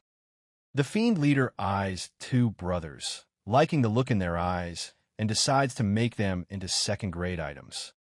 I shall give you power, he says, forcing his corruption into them. The vision cuts out. The skill's rank is too low to recall the memory completely. For the user's safety, Confession of the Dead shuts itself down. Junho is left wondering who that last figure could possibly have been. A fiend of higher status than the rest. If he wants more, he realizes he needs to level the skill up. That hits him. There is another way to train it. The skill is not restricted to human targets.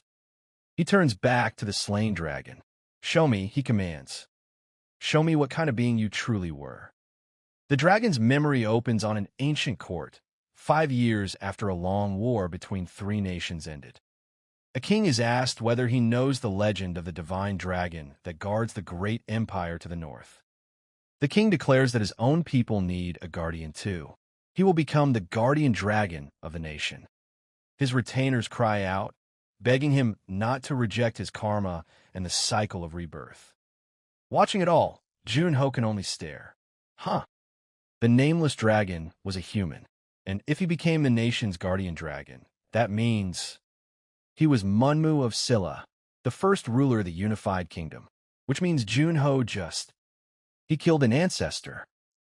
Standing over the fallen dragon, he tells the old king that this land is safe now. Rest well. A faint voice answers from the light. You prayed for me. In gratitude, the system grants him the flute of tidal breath and the tidal helper of ascension. The hidden quest doesn't just level him up.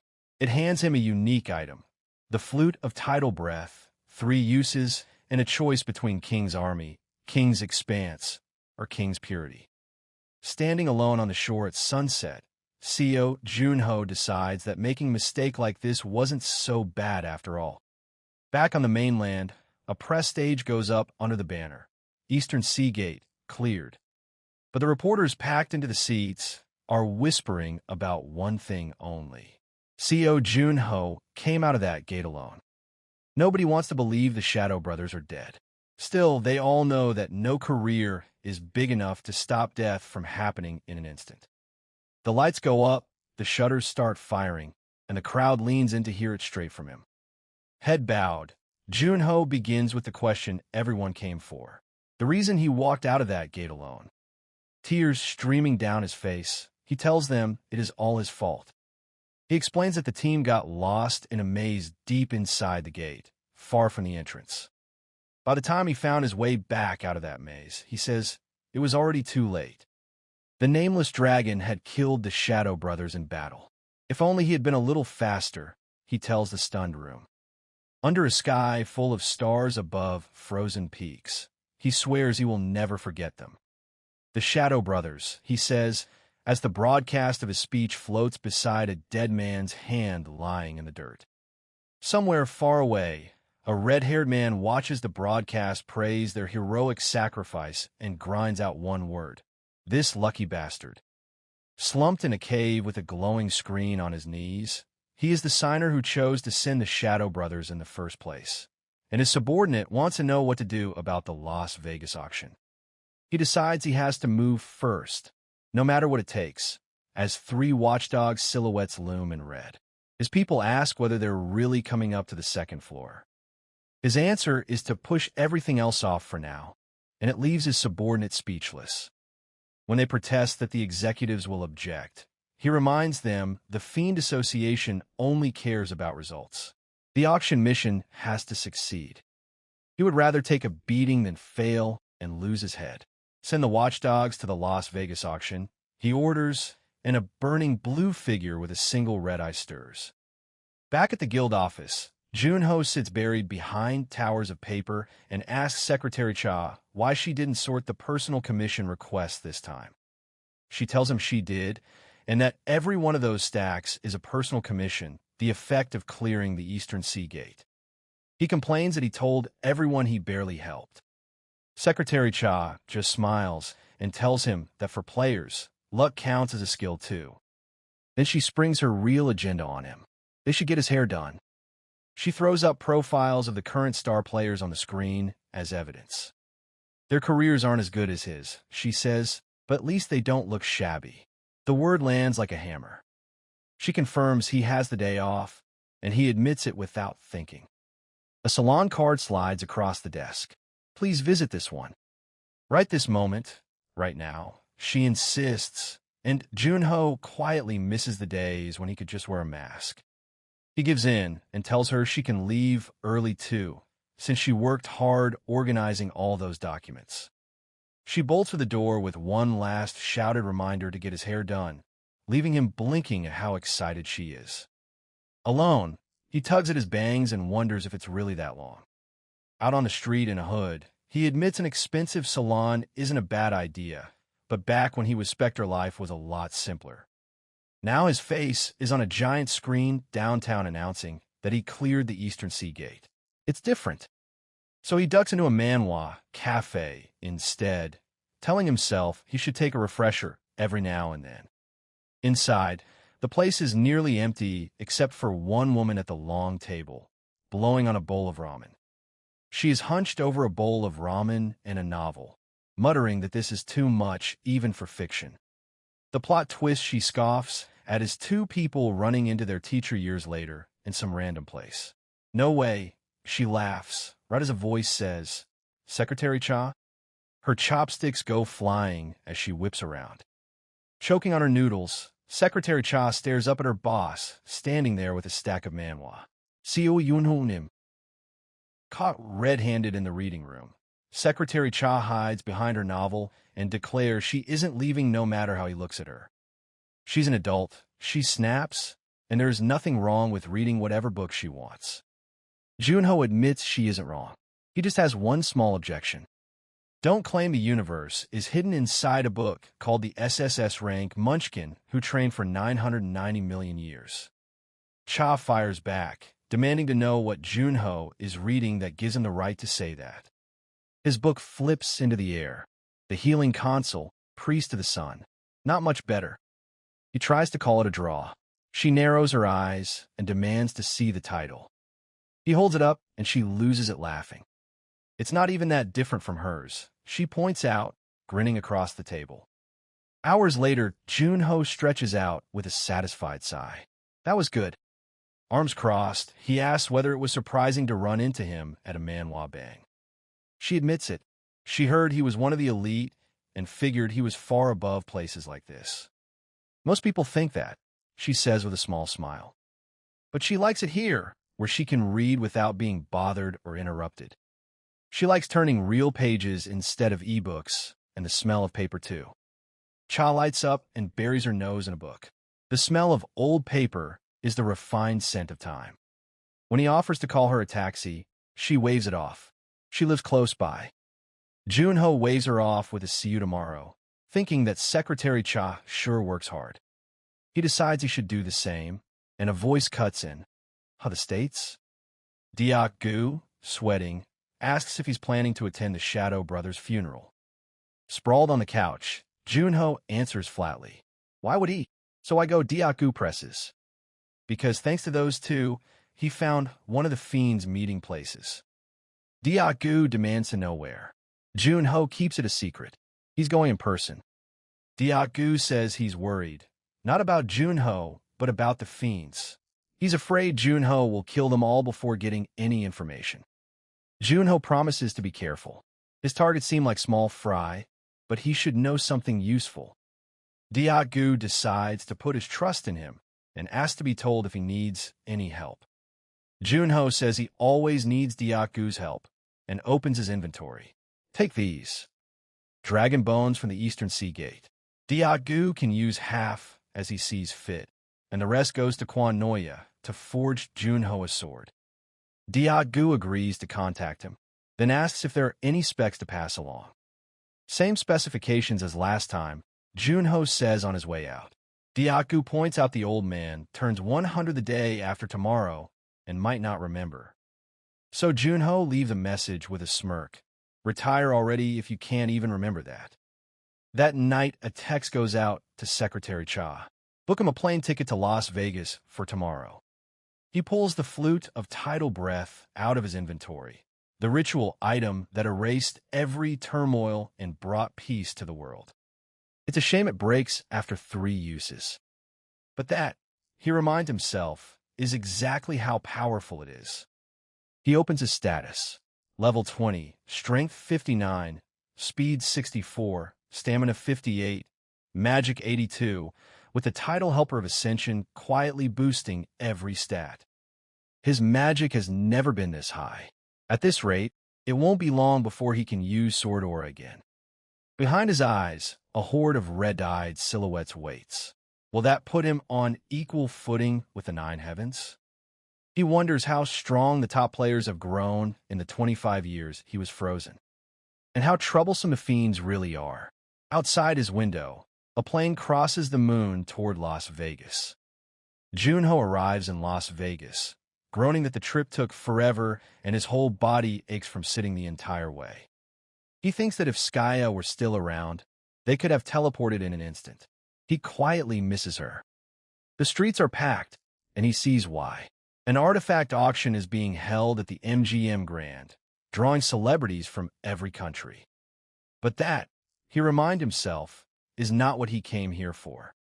He checks the distance and mutters that his target is further than he thought. Elsewhere, a nervous fiend fumes in a sweltering room, demanding to know when the electrician is finally coming. Nothing is going his way. The Shadow Brothers failed, and now even the air conditioner is broken. And on top of it all, he grumbles, those watchdog bastards have shown up, the last people he wanted to see.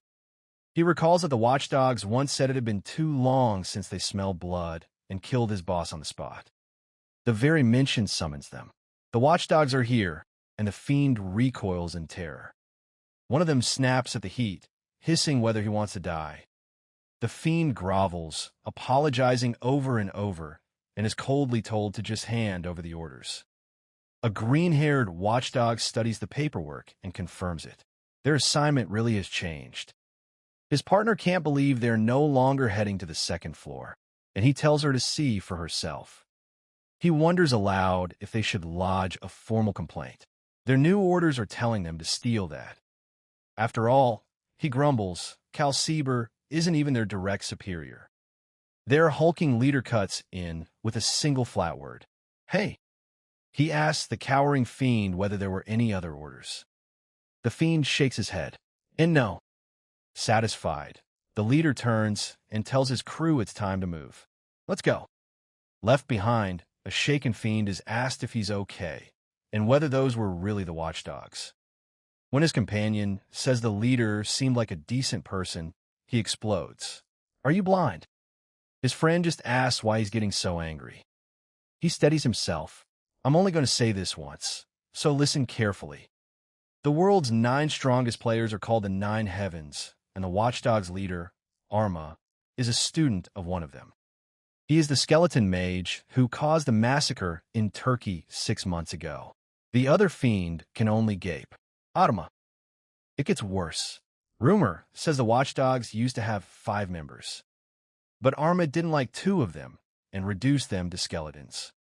A knock at the door makes both fiends shriek in fright. It's just Junho, in a repairman's cap, asking if this is the room with the broken air conditioner. The fiend snaps at him for being so late, saying he nearly died of the heat.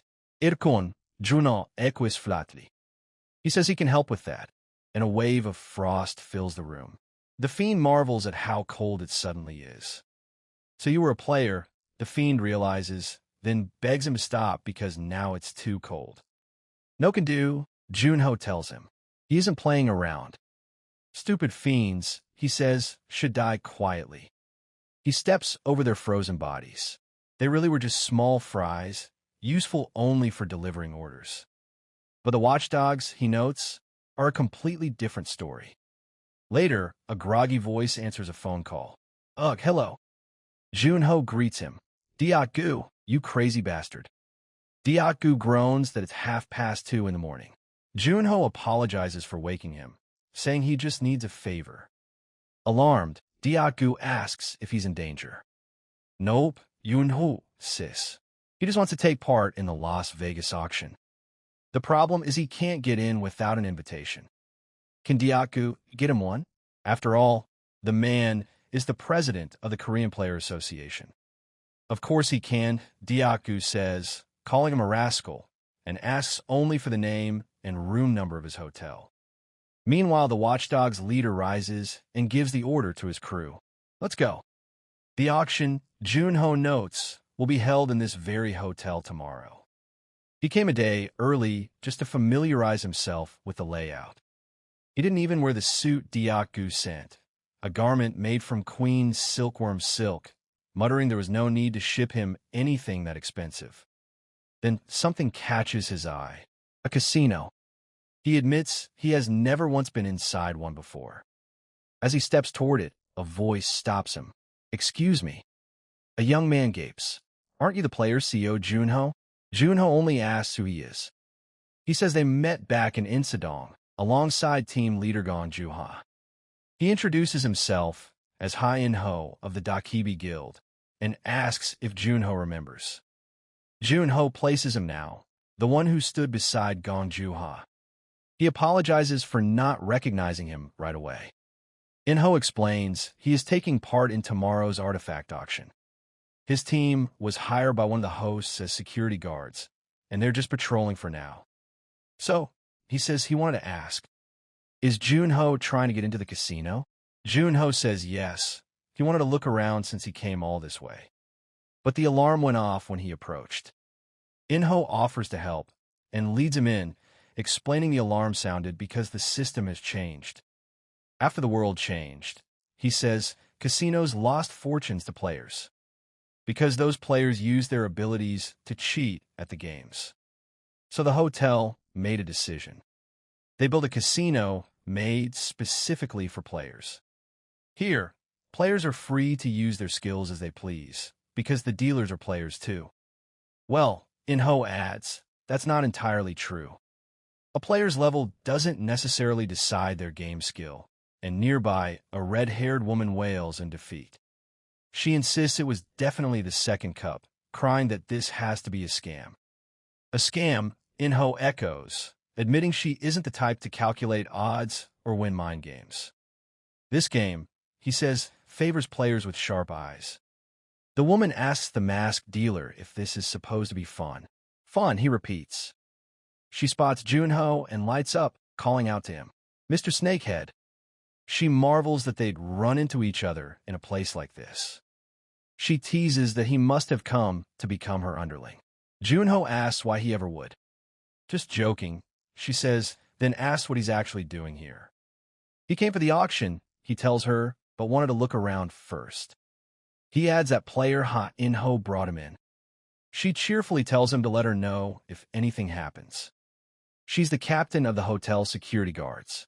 Junho thanks her, quietly wondering if she's really allowed to gamble on the job. He asks if the game is really that hard. In-ho confirms it. Yeah. The masked dealer's hands are blindingly fast. Rumor says they work the second floor before becoming a dealer. Junho asks who they are. Nobody knows, In-ho says. Every dealer wears a mask. It's probably to hide their abilities. The woman goes all in from the very start, and In-ho warns she isn't used to the speed yet. The dealer asks if he shall begin. She swallows and says yes. The cups slam down and go still. Please choose, the dealer says. She blurts out that she's got it. It's the left one, she swears, certain she's finally got it right this time. She hesitates over betting again, and Junho remarks that Team Leader Gong really should stop from now on. In-ho asks why.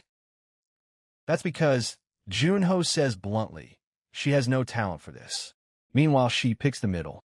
The dealer lifts the cup. Congratulations. She gasps, asking if this is the legendary beginner's luck. Junho tells her beginner's luck only strikes the first time, so she should stop now. Of course, she sobs. She hasn't won a single time, so she couldn't possibly stop. Junho just stares at the sob story. Junho steps up to the table himself and addresses the dealer. Hey, Bones.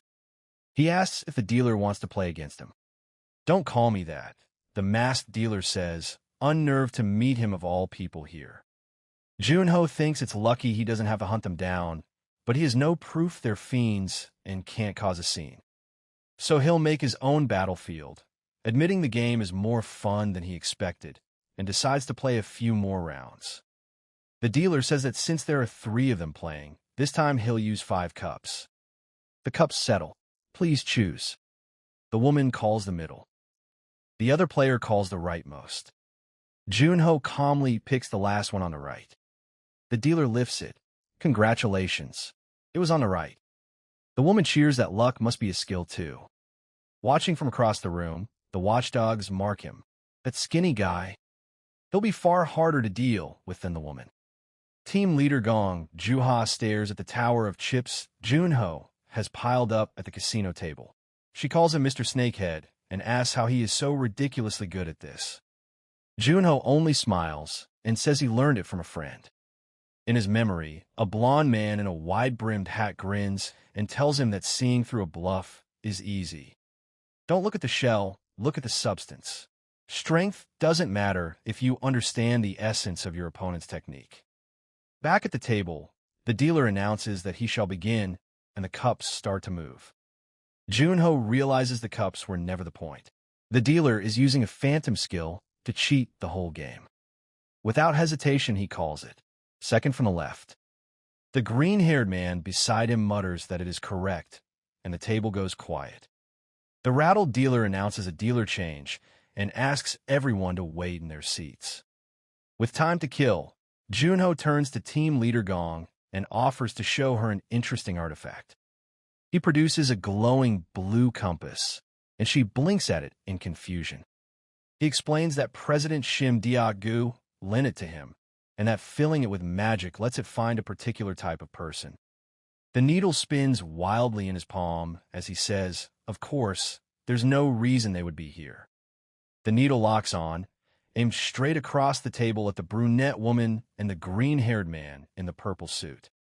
Junho plays dumb, acting baffled that his compass is suddenly acting up. He stands and says he's going to the bathroom. Gong Juha tells him to hurry back because now she's curious. He promises to be back in 5 minutes, and the scene cuts to a dark alley behind the casino. Junho sprints down the back streets, the compass still clenched in his fist. He stops beside a dumpster, and a pair of polished shoes steps into the alley behind him. The green-haired fiend looms out of the dark and remarks that this doesn't look much like a bathroom. The fiend assumes the artifact let Junho detect them, and that he panicked and ran the moment he realized what they were. Then Junho crushes the compass, and it bursts apart into shards in midair. The fiend's confidence cracks in an instant. No real artifact breaks that easily unless it's single use, which means it was never an artifact at all. Junho draws a glowing blue blade, and the fiend finally asks the question, "Did you lure me here?" Asked how much he knows, Junho grins and offers their schedule for tomorrow. The fiend's eye turns red, and he says there's nothing left to talk about. The fiend blurs forward, and Junho barely tracks him. He's fast. Junho guesses he's an acceleration skill user, while the fiend decides he now knows exactly how good his opponent is. Knife glowing red, the fiend tells him to give up and die quietly, since he won't dodge the next attack anyway. He notes that Junho has admitted he can't follow his movements with his eyes. Not bad. The fiend weighs the 2 instant kill targets, head and heart, and decides the head is the more open one. So he'll fake the head and drive the blade into the heart instead. Smoke floods the alley, but the fiend screams that his knife is already aimed at the heart. Ice erupts around his arm. Unfortunately, Junho tells him that was a trap. The fiend howls as his frozen limb drags him down, and Junho asks what good his speed is now. Tapping his temple, Junho explains he predicted the man would stab at his heart even with his head wide open. Being fast means nothing when you're predictable. The fiend screams at him to shut up. Junho's blade rips through him, and blood sprays across the alley wall. Standing over the body, Junho adds one last lesson. Being too careful can be dangerous too.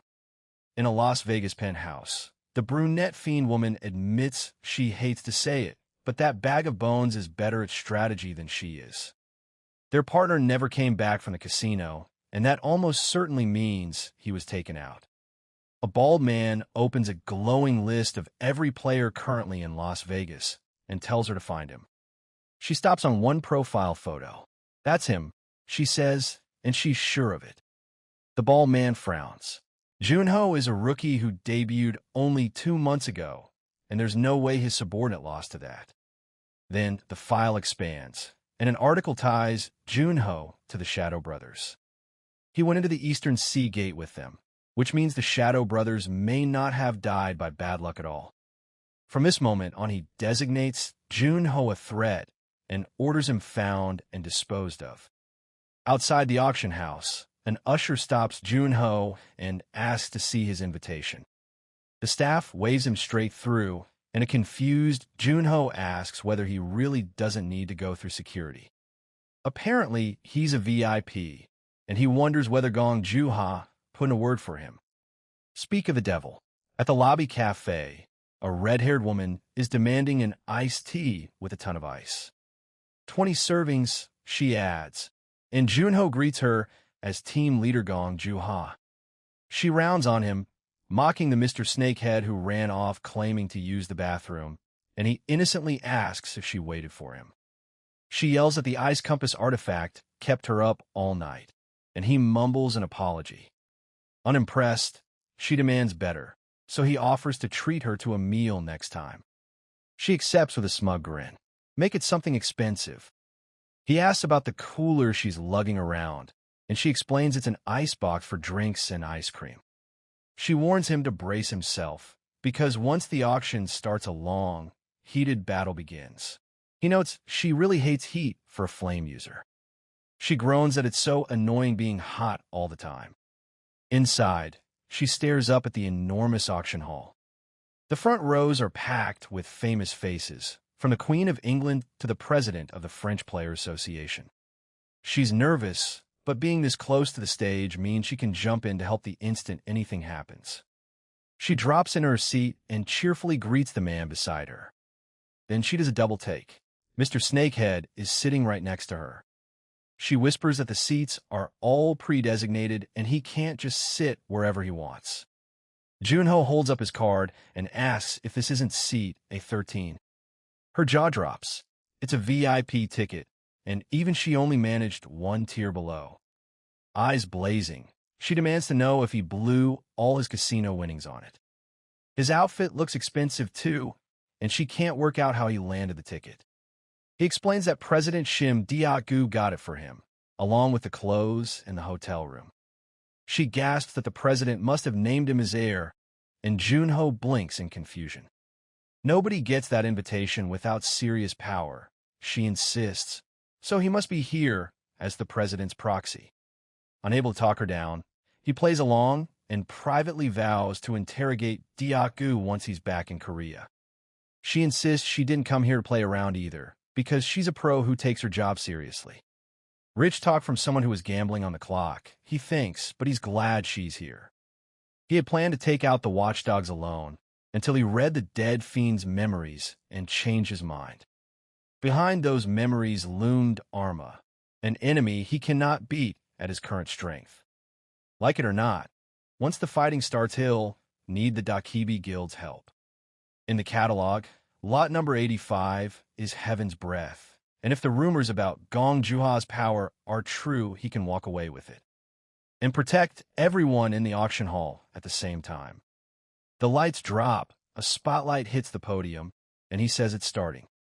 Las Vegas exclusive artifact auction will now begin.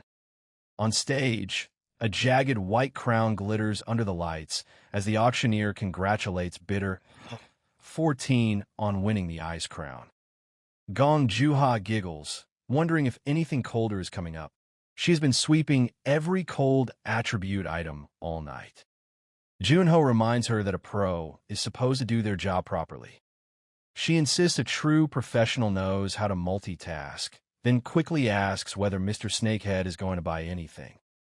He says he'll buy something if it catches his eye, and she teases that he isn't very hungry for gear. He admits he is. It's just that nothing on offer matches the weapons he used in the past. She guesses the necklace he bought is for a girlfriend, and he asks if she shouldn't check whether he has won first. She tries his mom instead.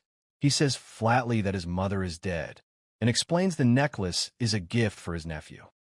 The auctioneer introduces an item that has come back after a long absence, one the oldest attendees have seen only once before. Number 84, a cracked stone sphere glowing with gold light, called the Unknown Ball. Keen intuition, activates without warning, and Junho wonders why that skill of all skills is reacting to a ball. Nearby guests scoff that even though it came from the second floor, nobody has figured out in 20 years. Someone tried a few years back, but it's returned to the auction block, says they gave up. Junho doesn't know why his intuition fired, but has never steered him wrong, so he lifts his bitter remote. Gong Juha gapes at him. Mr. Snakehead, you want that ball? Item number 84 goes to him for $60,000. He simply says he fell to pull, leaving her blinking with question marks over her head. Then the auctioneer announces today's main event. Item number 85, a top-grade magic core discovered in an ancient dungeon on the second floor. Heaven's Breath, a blue star burning inside a glass case. Gong Juha stares up at it, breathing that it's so pretty. The magic pouring off it is overwhelming, and the rumor that it could power an entire city suddenly sounds modest. Junho asks what a core like that would sell for. Probably more than he can imagine, she says. The bid board climbs past 300,000, and Junho thinks it's about time. About time, they came to steal that expensive item. The numbers blur upward. $450 million. $470 million. They reach $600 million, and then the ceiling caves in behind the auctioneer. Dust floods the hall, and the crowd starts screaming. The auctioneer sprawls on the rubble, crying for help.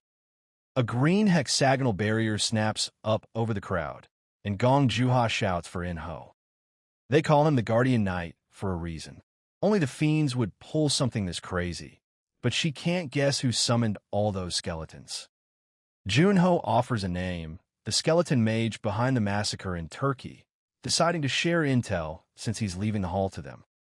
A magic seal flares in her hands as she orders everyone to evacuate the audience first and guard the auction items only with spare manpower. She tells In-ho to secure the Heaven's Breath, then hunt the skeleton mage. She turns to ask Junho for help and finds an empty seat. He's always like this. Staff beg the panicking crowd to proceed calmly toward the exits. Skeletons hammer at the barrier from outside, while a guest screams that it's about to break and demands to be let out first. Gong Juha snaps that the tiny exit will never clear in time, punches a new hole in the wall, and tells them to lead everyone through it. In-ho panics about the price of the building, and she fires back that people's lives are worth more. He grins and agrees it was the right call, as long as she leaves his name off the apology letter. She smirks and tells him not to make her feel bad about it. Then blood sprays across her face, and she screams In-ho's name as he drops. In the middle of the fight, a cry rings out. Ino! Aino Krampus. His shield shattered the instant he was knocked out. A masked attacker clicks his tongue. He was going to wait until he found whoever is controlling these puppets.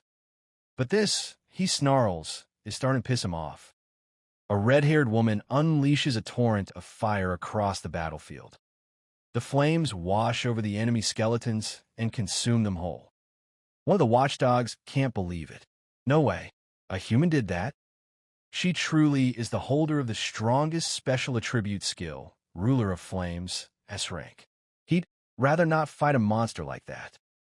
A sniper, he reminds himself, should act like a sniper. A goggled woman lines up her shot from far away. She grins and activates her skill. Capture. A glowing orb forms in her hand. This is Heaven's Breath. A device beeps as the target locks in. A voice crackles over the comm. Boss asks if she secured the item. Who does he think she is? She scoffs. Of course she did. Good job, the boss tells her. Come to point B right away. Okay, she chirps. Mission accomplished, she sighs. Easy. Though it's a shame, she adds, that she never got to deal with Seo Junho. Suddenly she freezes. Huh?